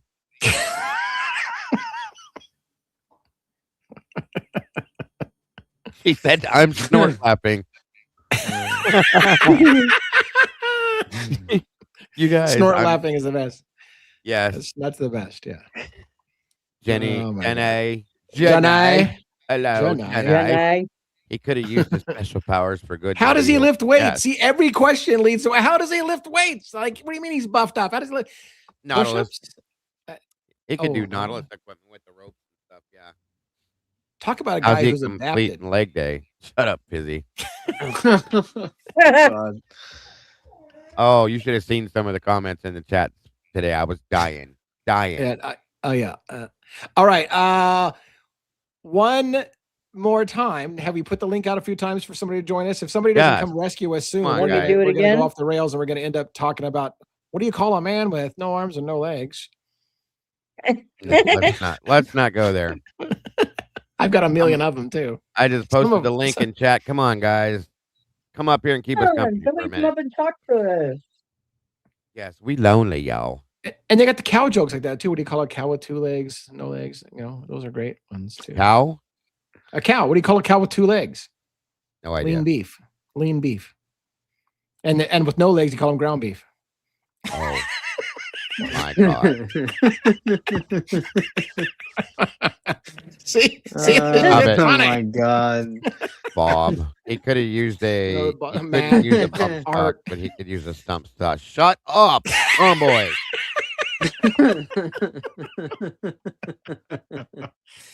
Boom, boom. I'm gonna be here all day. Yeah. Oh my gosh. I'm done. What else? Done. Knock knock. Who's there? Not Bob. What do you- Welcome, Mary Garcia. New turtle. Turtle. Turtle. Uh, Oh my god. Wow. Lizzie.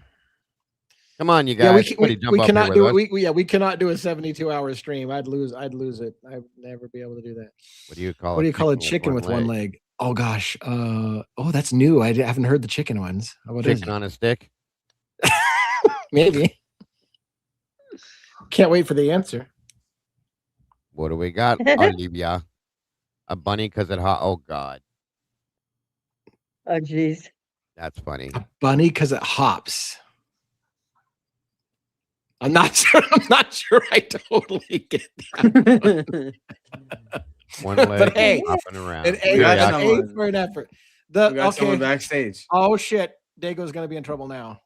Who is it, Dylan? No, you can't see the backstage. No, I can't see backstage ever. Oh, I thought you could see it down on the bottom. You don't see. Hey, what's going on? How you doing? We don't have that Hey. access. Oh God, no! Here we go. I'm gonna end up passing out from laughing too much. Are you there? Hi, Tomboy. Yeah, we had him and Kim. They were literally crying earlier I was today. in tears. She almost fell off her chair earlier. It was A insane. walk. What do you call a fly with no wings? A walk. Yes. You ever see that? You ever seen the comedian talking about the joke about the fly with no, calling it a fly? He was like doing the whole like Adam and Eve naming all the animals in the garden. He's like, Adam is like lazy at the end of the day, and this thing is like, what are you gonna call this thing? He's like, I don't know, what's it fucking doing? It's flying, fly. I call it a fly. And that was it. I was like, well, Yeah. I thought that was funny at the time. But Well, then like, the same guy said it was call it a walk. Is that Right. like what do you call a one-legged woman? Oh shit. What's that one? Eileen? Yeah, right. Yes. What do you call a Chinese one-legged woman? Oh my god. Oh no. No, we're not. What did you say? What? Irene. Irene. Irene. Irene. Rah. Oh my gosh. No, we can't, we can't go straight up. You guys are We can't go killing me. straight up into that. You are killing me tonight. Yeah, my kid then already told me I was going to hospital. I was dead earlier with Kim, and I couldn't even breathe at some point. I had to turn them everything. It was bad. Mikey. The guy reporting the shooting actually reported the shooter hopped out of the vehicle and ran to the passenger side and dumped out the victim. He said hopped. And ran in the same sentence. I can't. We are not being respectful. We're just not. What do you But anyways, call a hey. guy swimming the English Channel with no arms and legs? Chum. Oh my God. What do you call a man with no arms and no legs at the bottom of a pile of leaves? In the what? At A a man bottom with on the bottom of a pile at the bottom of a pile of leaves. Yeah, No idea. Russell. Oh my God. Jeez. Jeez, you guys are just wrong. Oh my! Loud It's one of the it's one of worm. the more seldom ones that known. So you know. What do you call one with no arms and no legs in a hot tub?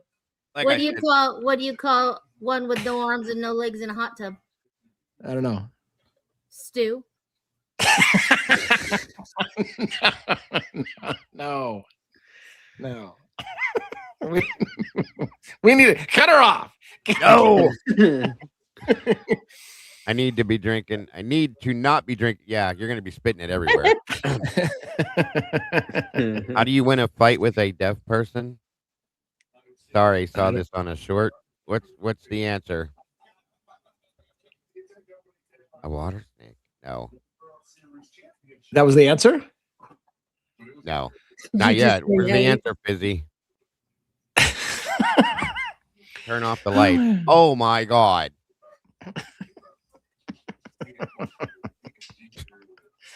What do you call a man with no arms or legs? You don't call him anything. You just say, hey.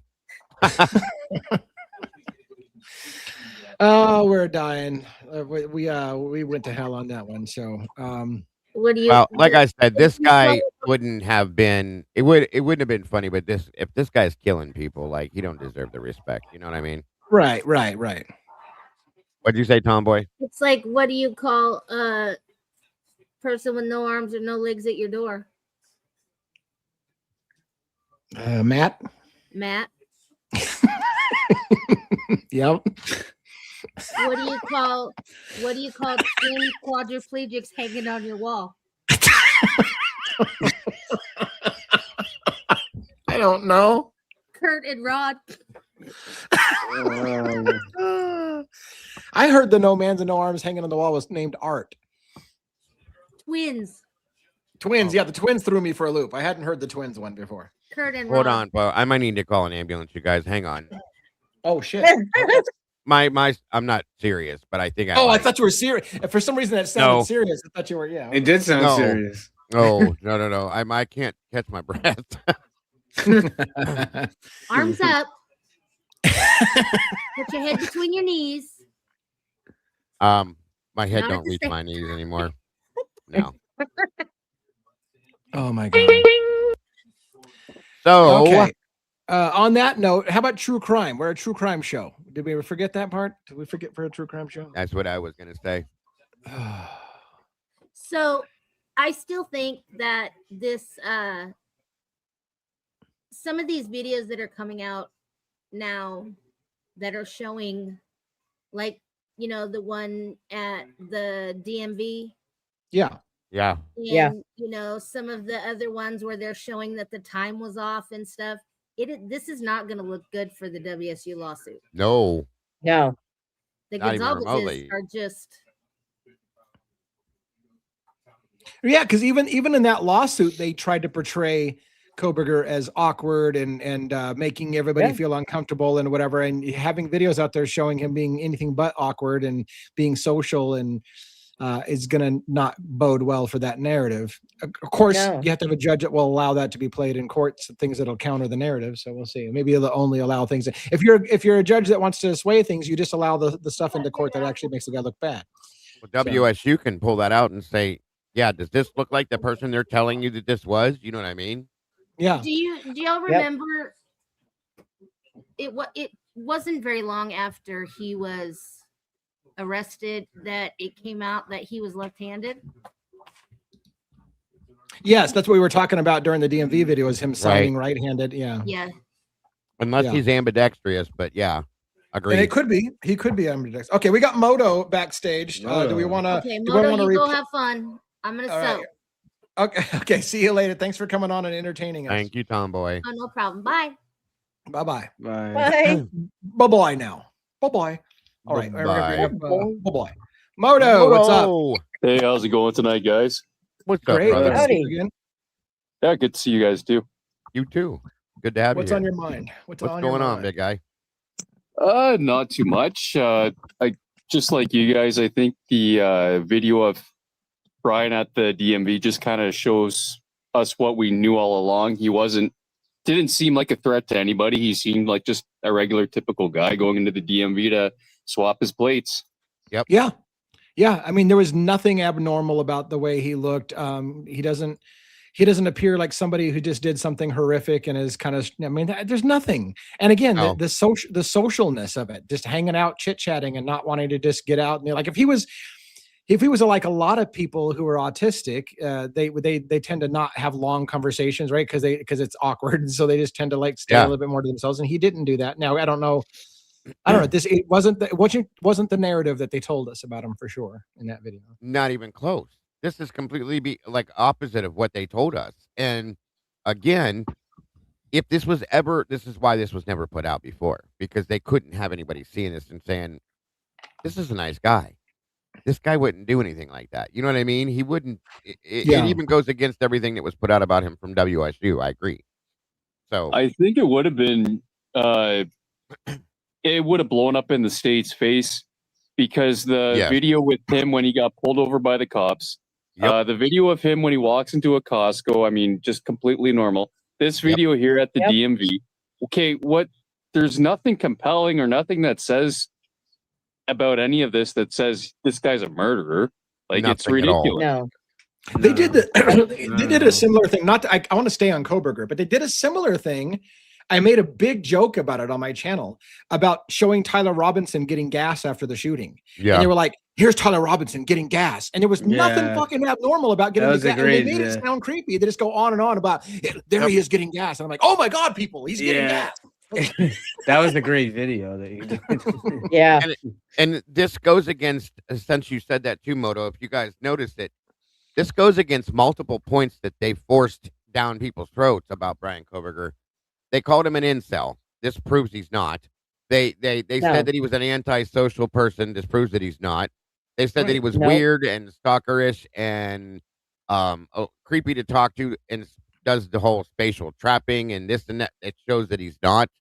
And I'm telling you, from my side of things, watching this woman seemed like she would have very likely possibly been interested in Brian because she's the one that overengaged the conversation, not him. And it shows that they lied about that he doesn't know how to stop having, conversations with people or to back down or take hints or social cues. She did it, not him. Okay. And they lied about the credit card. We saw that happen. It's right there. He used it in front of the world. Okay. And of course, like you guys said, they're going to try to. I mean, he throw could the have glove more thing. than one credit card, right? I mean, he could have had more than one credit card, but I mean, yeah, but they said he stopped using his credit card the week before the murders. yeah. Okay, and what does that mean at this point? Nothing, because he just used it 5 days after the murders. So, Right. and again, one of the main things to me is that the man goes out in public 5 days after supposedly killing 4 people into a government run facility, I should say, in the public in general. He's not looking around. He doesn't look nervous. He's living his life, guys. He's doing stuff that everyone else in the world would be doing. Not something I would imagine a quadruple murderer would be doing. Yeah. No one's What are really the- going to like what I have to say next, but Oh, good. like the more and more I think about it. Okay, so Thompson never said that BK was, a weirdo. He never said that BK was a stalker. He never said that BK was ever actually in the house. He pretty much fought BK's case for him after he sentenced him to death. Yes. And you kind of wonder, did Bill Thompson even believe Brian when he said that, when he agreed to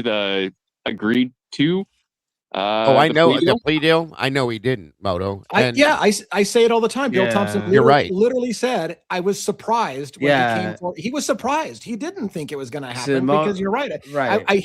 Who would do it under those circumstances? Moto, He was you have shocked. to realize Bill Thompson, he knows all this stuff about the white Elantra and BK's phone. Supposedly he turned it off. All this nonsense and bullshit. He knows all of it. He knows it's all lies. It's all bullshit. Well, he came up with it all. Right. He's right. He allowed- had to approve like the wording and whatever, of course. So he knows Everything- He knows it there. yeah, But it was never Bill Thompson that said any of it. The only people that said Yeah. any of this stuff, it was the media. Yes, you're And they right. just- I mean, they just yep, bingo. and the and they reason just- being, sorry, Dago, I had to keep stepping on you. Go ahead. All I was gonna say was that the only thing Bill Thompson's guilty of is allowing the media to try his case for him. That's exactly what happened. because Absolutely. he didn't have a case, you guys. So that's all I'm saying. Go ahead, Lee. I'm sorry. And that was basically my point. Bill Thompson's a lawyer. He knows what he can't say. So he let the media do it for him. He let them do things like consistent with the suspect vehicle one, consistent with, or pinging off the cell tower that is, service. He let them play games with it and just didn't correct them.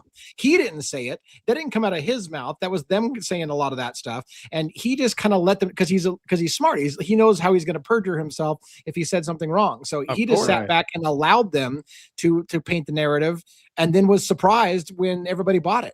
I think in part he was thinking. I think that Bill Thompson was worried he might have lost that case if it had gone to trial, and he was surprised, like, holy shit. And that's why he's like, fucking take the plea deal. If they're going to offer it, I'm taking it. Yep. I could possibly lose this, and now I got an instant win.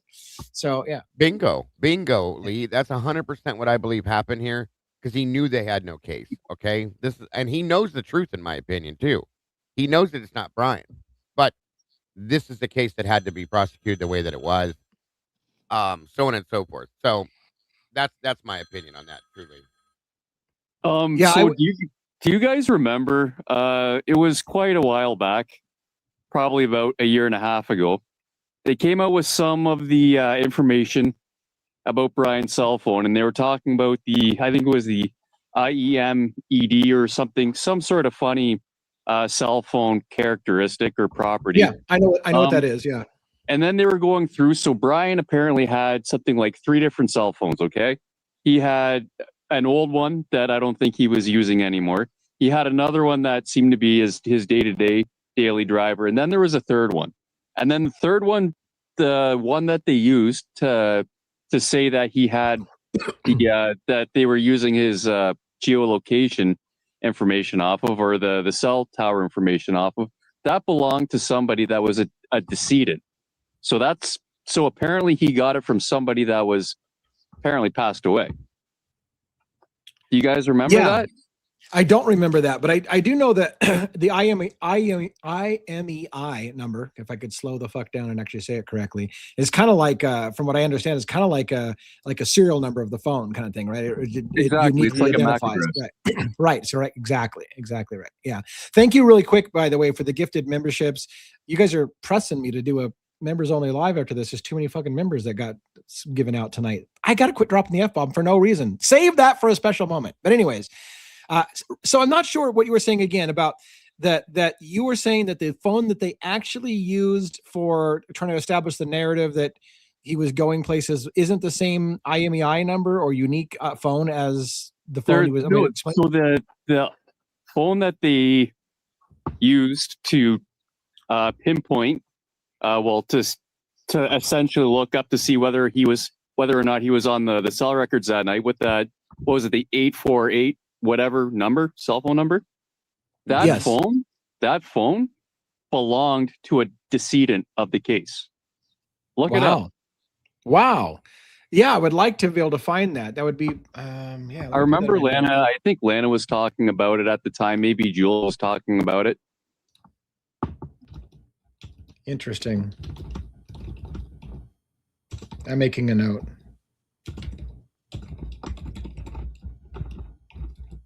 There's Miss Kim. Yeah, that's super weird, and I don't know what I mean. I could run with that further than I should, so I guess I should hold off on that until I vet that and look into it. But super interesting. What was the point again? I didn't hear the end of it. Well, again, we should look into it and double check it, but it sounds like there's some confusion about the IMEI number that registers to that phone number was registered to one of the decedents in the case. So I need to double check that and see what where that came. He said Lana was talking about it. So if Lana covered it, I'd like to see what she uncovered there. Yeah, but he covered it like I said, it was like a year and a half ago. That's why it's a little foggy. Right, yeah. So the IMEI number to which phone? The 84 or something number that Brian Coberger's the phone they always refer to as the 854 number. 8458 number. Yeah. Was registered to one of the that's weird. Okay. And look, here's the thing about that. That phone number, This is where we need Twiz on the show, right? That phone number, the 8548 or whatever the hell it is, can be associated with multiple IMEI numbers because you can port your number over to other phones. So Right. it's not so much the phone number that's important as what unique phone was being used, because the phone number can be ported to other devices, or you upgrade your phone and now you got a different IMEI number. So, But can that be done with when cloning is done? Is that how that works? Because I don't know anything about that. But if you were to clone a phone, would it show up the same way? I don't know. It's a good question. I don't know if it would carry over the IMEI number if you clone a phone. That's what I wonder. Clone home. Did they ever say who, Moto, do you remember if they ever said which decedent per se, or no? No, it was unnamed. I think it was, the name was either redacted or they just didn't provide a name associated to the phone. That's interesting. We need to look into that. Real quick, Wade Bird. I don't know if the panel, so we can talk about this if you want. The panel, any chance we can talk about the timeline after and the Warner, Rosinski, Morris body cam and what's missing, like Rosenthal's. So I said at the beginning of the show, I have been doing 2 hours of Morris's body cam footage, and I'm going to share the things that I caught on the 2 hours of that. So I'll be doing a long form video on that tomorrow if you want to hear my opinion on Morris's. But well, Rosenthal showed up to spend the night, didn't he? Wasn't he the officer that sat security all night in the house by himself? So yeah, so if I recall, you may be right. So if I recall on Morris's body cam footage, they talk about how somebody's going to come sit on the house for the rest of the night, and I think Rosenthal was the one that they listed. Yeah, that's very uncomfortable for me. I'll put that right there, right there, because I do truly, honestly, I said this earlier. I'll be getting into more of it tomorrow, but I am very comfortable with the fact that I believe that if this was planted, the sheath, I believe that it was pain. That's just where I'm at with this now. And knowing what I believe that he may have been involved in, then having Rosenthal spend the night there by himself in the house, I'm not okay with that at all. Yeah. There's a lot of things that I want to vet a little bit more before I do. Like I said, I started with Morris's video. I did 2 hours. I'm going to try to break down 2 hours of his video into 1 hour of my points or less, maybe less. I don't know. I'm a wordy bastard, so I have points about a lot of things, and I point out things anyways, point being is I have a lot of thoughts. I'm going to share my thoughts tomorrow. Jen says it wasn't a victim. The name would not be redacted. Okay. Oh, go back. We lost the Amanda, or somebody switched us a thing. That's okay. Oh, here it is. Just as I was going to click on it, somebody scrolled up. Okay, it wasn't a victim. Good. The name would not be redacted. It just said decedent, but the wording is real. It's in Massoth's motion and limine. So Jen says it's in a motion and it just says decedent, but it's interesting because it is. The name would not. Right. So let me clarify what that all says. The victims' names are not redacted. They're open. It's the survivors like Dylan and Bethany and Jack that have all their names redacted. The victims' names are all over there. So if it's listed as one of the decedents in the house, one of the 4 that got killed, their names are all over the documents. So it would show up and wouldn't be redacted, right? So yeah, it's interesting. That's very interesting. Thank you, Jen. Great point. Things that make you go, So many of them. Did Moto take off without saying goodbye, or did he say goodbye and I just No, he dropped off. Okay. All right. He might have dropped off on accident. I thought memberships were more lucrative for Lee. Next time, should I just do supers, chat, or sticker? Oh, well, first of all, thank you for caring about what's more lucrative for us. And I appreciate that very much. I would recommend this. That the memberships are more lucrative for the user? They are, because they're the only thing that YouTube does not take 47% of. The only thing. Yeah. So yes, it is, and I appreciate that very much. I hope that if you bought a membership, though, it wasn't just to support the channel. Like, go watch some of the long form content. We've got a lot of cool stuff on the member only area.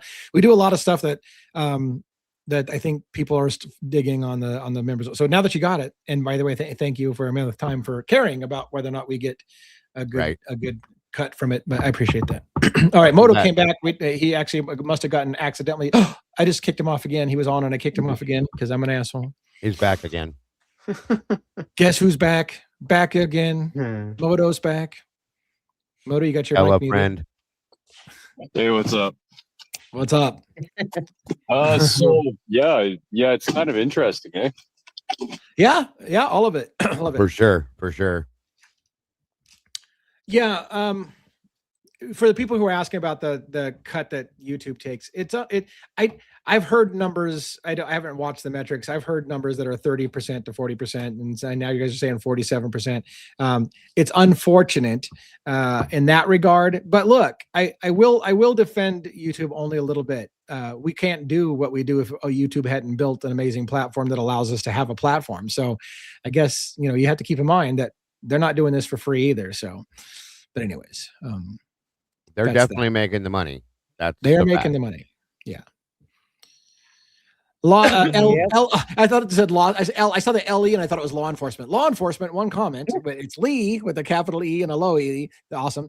Your video about FOIA was very interesting. Thank you very much. Some people really dug that, so I appreciate that people dug that. I appreciate that you dug that. So thank you very much for that. And I want to be able to do another one, at least one more, to show a rejection letter we got and how we deal with rejections and how we appeal. So maybe that's 3 videos: a simple rejection, and then an appeal process, just for those who want to learn a couple of extra things that I've learned along the way. So thank you so much. Can you pull up Fizzy Cake's second to last comment about it starts with "This is interesting"? Yep. Somebody got it. Interesting at Dago. Network detection. Modern cellular networks have advanced security systems to detect when 2 devices with the same IMEI try to connect simultaneously or indifferent. Now the other one right underneath it will finish it. Okay. Location. When a duplicate IMEI is detected, carriers will typically block. Welcome back. Typically block both devices from accessing the network. That is interesting. Yes. Very interesting. That is interesting. One could come up with a theory about why the phone lost connection if there were 2 phones with the same IMEI number that turned on and then got kicked off the network. But quite interesting. Thank you, Fizzy. As always, the Fizzness. Interesting thing to think about. Ancient Chinese secret, eh? I am not the one that was looking into the lease micro. That is Lee and Miss Robin and them. They're looking into that stuff. So I don't know. I'm sorry. Which lease are we talking about? Are we talking about the Brent Kopacka thing? The Kopacka thing. Are you sure they were talking about that? I mean, that's what I believe. I think so. Yeah. That's the only piece that I know of. Yes. Yes, we were looking into it. Robin and Essie did boots on the ground in that case. We've got more information to support it, and I will tell you more when I want to lay it out again for people, covering several pieces all put together on camera and on video, so you can see it all laid out back to back. So yeah, our micro said yeah, and yes, Fizzy. Is that why his phone turned off? Bingo. Very interesting point. I really want to know some more information about this now. I don't know, Logan. Did you catch any of that were you gone still? What? Catch what? About the duplicate IMEI numbers from Brian Coberger's phone to possibly one of the decedent's phone or somebody else? No. Oh, okay. Oh, did you step away? Maybe you stepped away. I mean, lost it. Yeah. Yeah, Bronx said it's in. Oh, that's damn dog, man. And now that they don't really know if Brian ever turned his phone off. Oh, no problem, Moto. Do your thing, buddy. Thank you for joining us. We appreciate you. I miss Moto. Yeah, but he's here. It makes you wonder. It makes you wonder. What? I'm sorry. Can you give me like a 1-sentence rundown of what happened?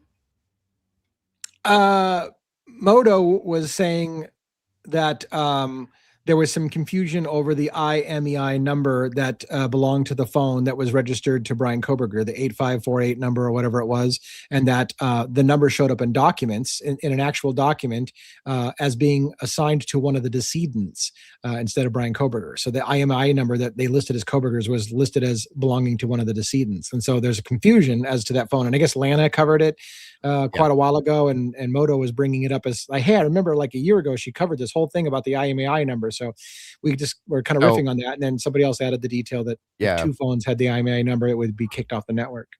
Fizzy looked that up, and that's probably what they do if there is a cloning. So it makes me wonder that if it's a cloning of a phone, that does pick up the IMEI number, and that's what they do to stop that from being an issue by kicking it off the network. Huh. Both of them. Wasn't there 2 different phone numbers for Brian Koberger in the documents?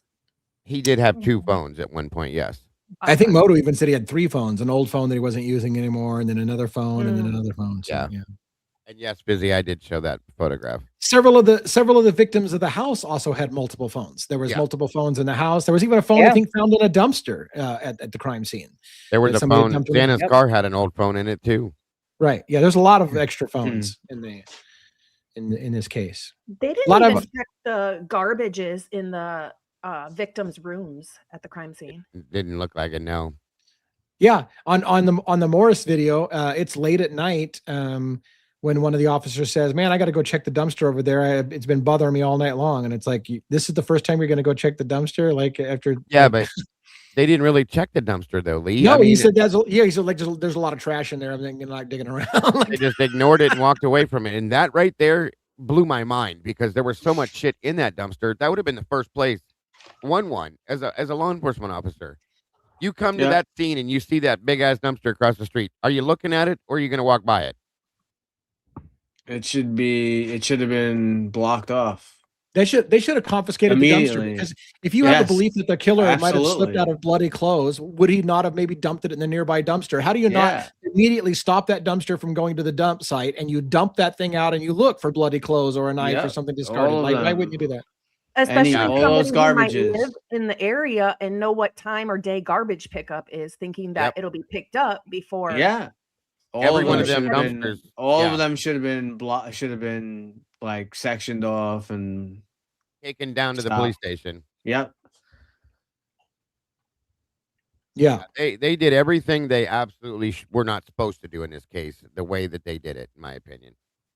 Well, because nothing really happens in Moscow. So, Yep. or if you listen to one officer, everything crazy happens in Moscow. Mm-hmm. So I don't know which one you want to listen to. All right, All right, so guys. What? Fizzy Go ahead.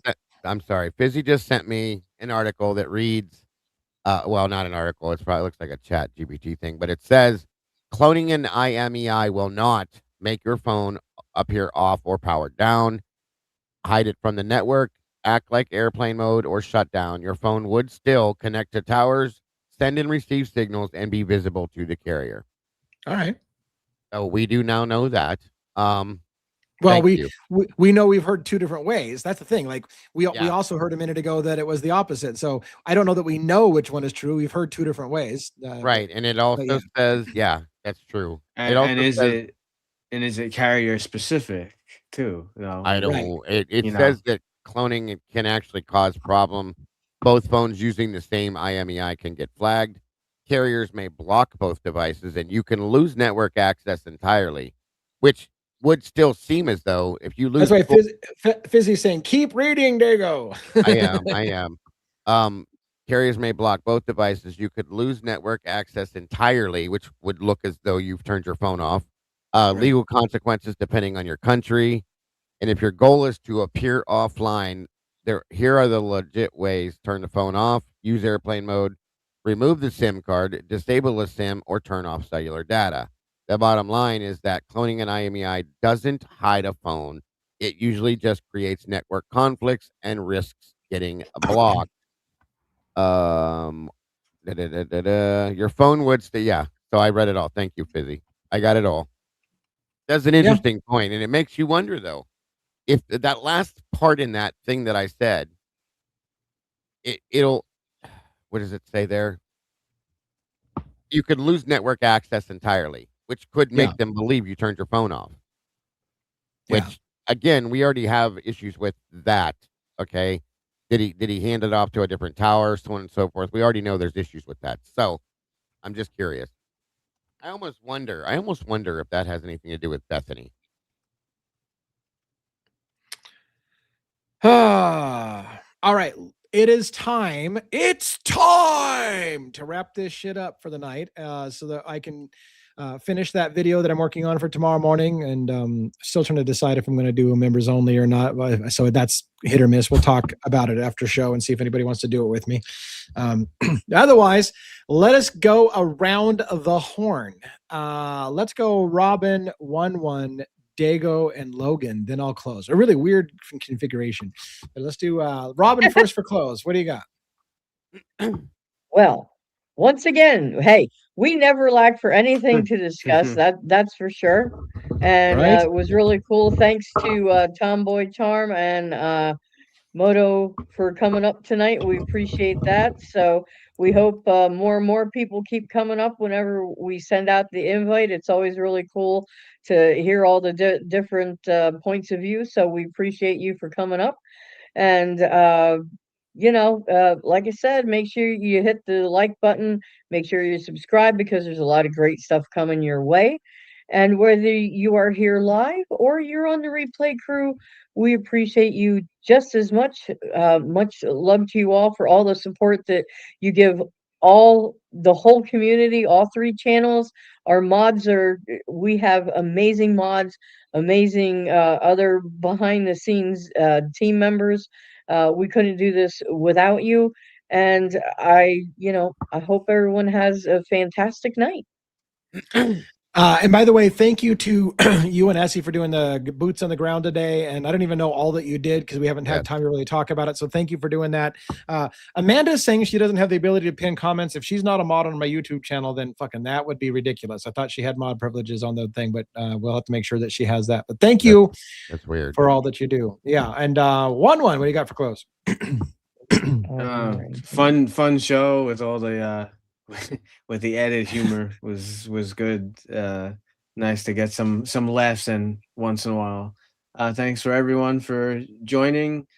All the great panel members and moderators that we have, and everyone else that's not a moderator or part of the crew. We exist only because of you guys. So we love when you guys come on stage. Thanks for to all the guests that popped up. Good stuff as always, and hopefully we get some actual more great actual stuff coming out. Besides, it is interesting, but besides BK just going to DMV,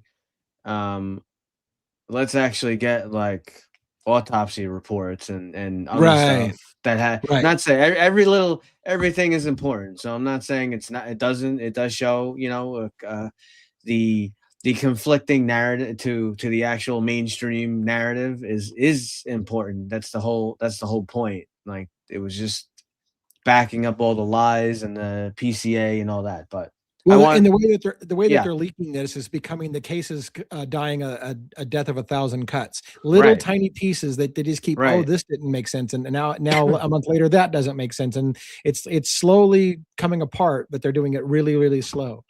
Right. Something's coming. So hopefully something big comes soon. I'm hoping. So thanks everyone, and I'll leave you with a movie quote. So I'm pretty sure most of you saw this movie. Let me just look up real quick what. Okay, it's from the early 2000s. So okay. Just to give you kind of a frame of reference. All right, here we go. Frank, what the fuck is wrong with you? See anything you like, Colin? I almost fucking shot you. You're not indulging in self-abuse, are you? I hope you're not turning into one of them SOB sisters who wants to get caught. You're not cracking up, are you? I don't crack up. Picking a place like this where any cop can see you. Jesus. If it was such a fucking bad idea, why'd you show up? I own the place. Why am I not fucking surprised? Look, I gotta tell you, you're getting reassigned. I know. How the fuck do you know that? Where'd they put you? Hey, Frank, I gotta find myself. You're telling me, sonny boy, I gotta find the guy you got in the department. With everybody looking up their own ass and you looking for yourself, I'd put money on nobody finds nothing. I know, but Frank, look, for me, you gotta say low right now. Laying low is not what I do. Okay, fucking Big Daddy Frank, fucking perfect. But what good am I to you if you don't listen to me? We got Departed or American Gangster as guesses. Yeah. Which one? Which one? That's The Departed. Departed? yeah. The Departed. Okay. Yeah. Great movie. Amanda for the win. Amanda for the win. Awesome Good movie. job. Nice job. Nice job. You got me stumped with it. It seems like if we get past because I used to love movies, but most of my movie watching is from back in when I was a toddler, it seems When like. movies were good. Yeah. When movies were good. Oh my gosh. Don't even get me started on modern movies. Yeah, but anyway, I know. So, yeah, I know. Yeah. All right. Well, thank you for that. And Dago, you're up next. What's up for your closing for the evening? Okay. So, first and foremost, thank you guys so very much for joining us tonight. As always, an amazing show with some amazing people, amazing moderators. You guys all rock and roll. Thank you for everything you do. Moto and Tomboy, as always, thank you for joining us. The comic relief was amazing. It's nice to be able to laugh a little bit, guys. It truly is. With the time and the energy we put into these cases and stuff, I mean, we need to be able to do that. So thank you for promoting that as well, providing that. So again, thank you to Lee, Robin, 11, and Miss Logan for allowing me to have the honor to come up here with you guys to be able to do this. It means everything to me. And as always, guys, don't forget to love yourselves and love each other. Please, and please do not change a thing. You guys are absolutely the beautiful people, and you are very good at being you. Don't ever change that. Thank you so much, and have a great night. All right. And thank you very much for that. And Logan, you're up next. Thank you to the panel for having me on. Of course, I appreciate all of you guys. Thank you, everybody, for joining in the chat. Your conversation is always amazing. Thank you for the laugh tonight. I think we all needed that. Thank you to Dago for saving my life earlier today. I appreciate you so much. And everybody for the supers and being here, and the mods. You guys are all amazing. Do something nice for yourself today. Be kind, but more importantly, be kind to your animals. Have a good night, guys. All right. Thank you very much. And thank you for contributing the news updates on other cases. That's been a fun little addition to the show. Appreciate that a lot. And Lee, did you say see my DM in Discord? Oh, shit. I don't have Discord up right now. So if you sent it during the show, I closed down Discord during the show for sure. So I didn't see it. And if you're talking about a while ago, that I'm not sure. So I apologize. If it's something time sensitive, maybe shoot it at me again while I'm on my close. For me, I will again tell you that we've got I've got a video coming out tomorrow morning on the Morris video, and following on its heels will be more Brent Kopaka stuff, putting together some pieces that we now are able to show you good receipts on, things that are very, very compelling when you see what we've got. And that's thanks to one of our subscribers who happened to have information that they could prove with receipts. And we're going to use those receipts to show you something to talk about. Other than that, make sure you're back again tomorrow night, 6 p.m. Pacific. No, 5 p.m. Pacific Standard Time. I used to be 6 p.m. I'm at 5 p.m. Pacific Standard Time. Make sure you don't miss that. And I guess that's it for us. We're going to go ahead and close it out. We'll see you next time. Thank you very much. Have a great night, everybody. Bye-bye now.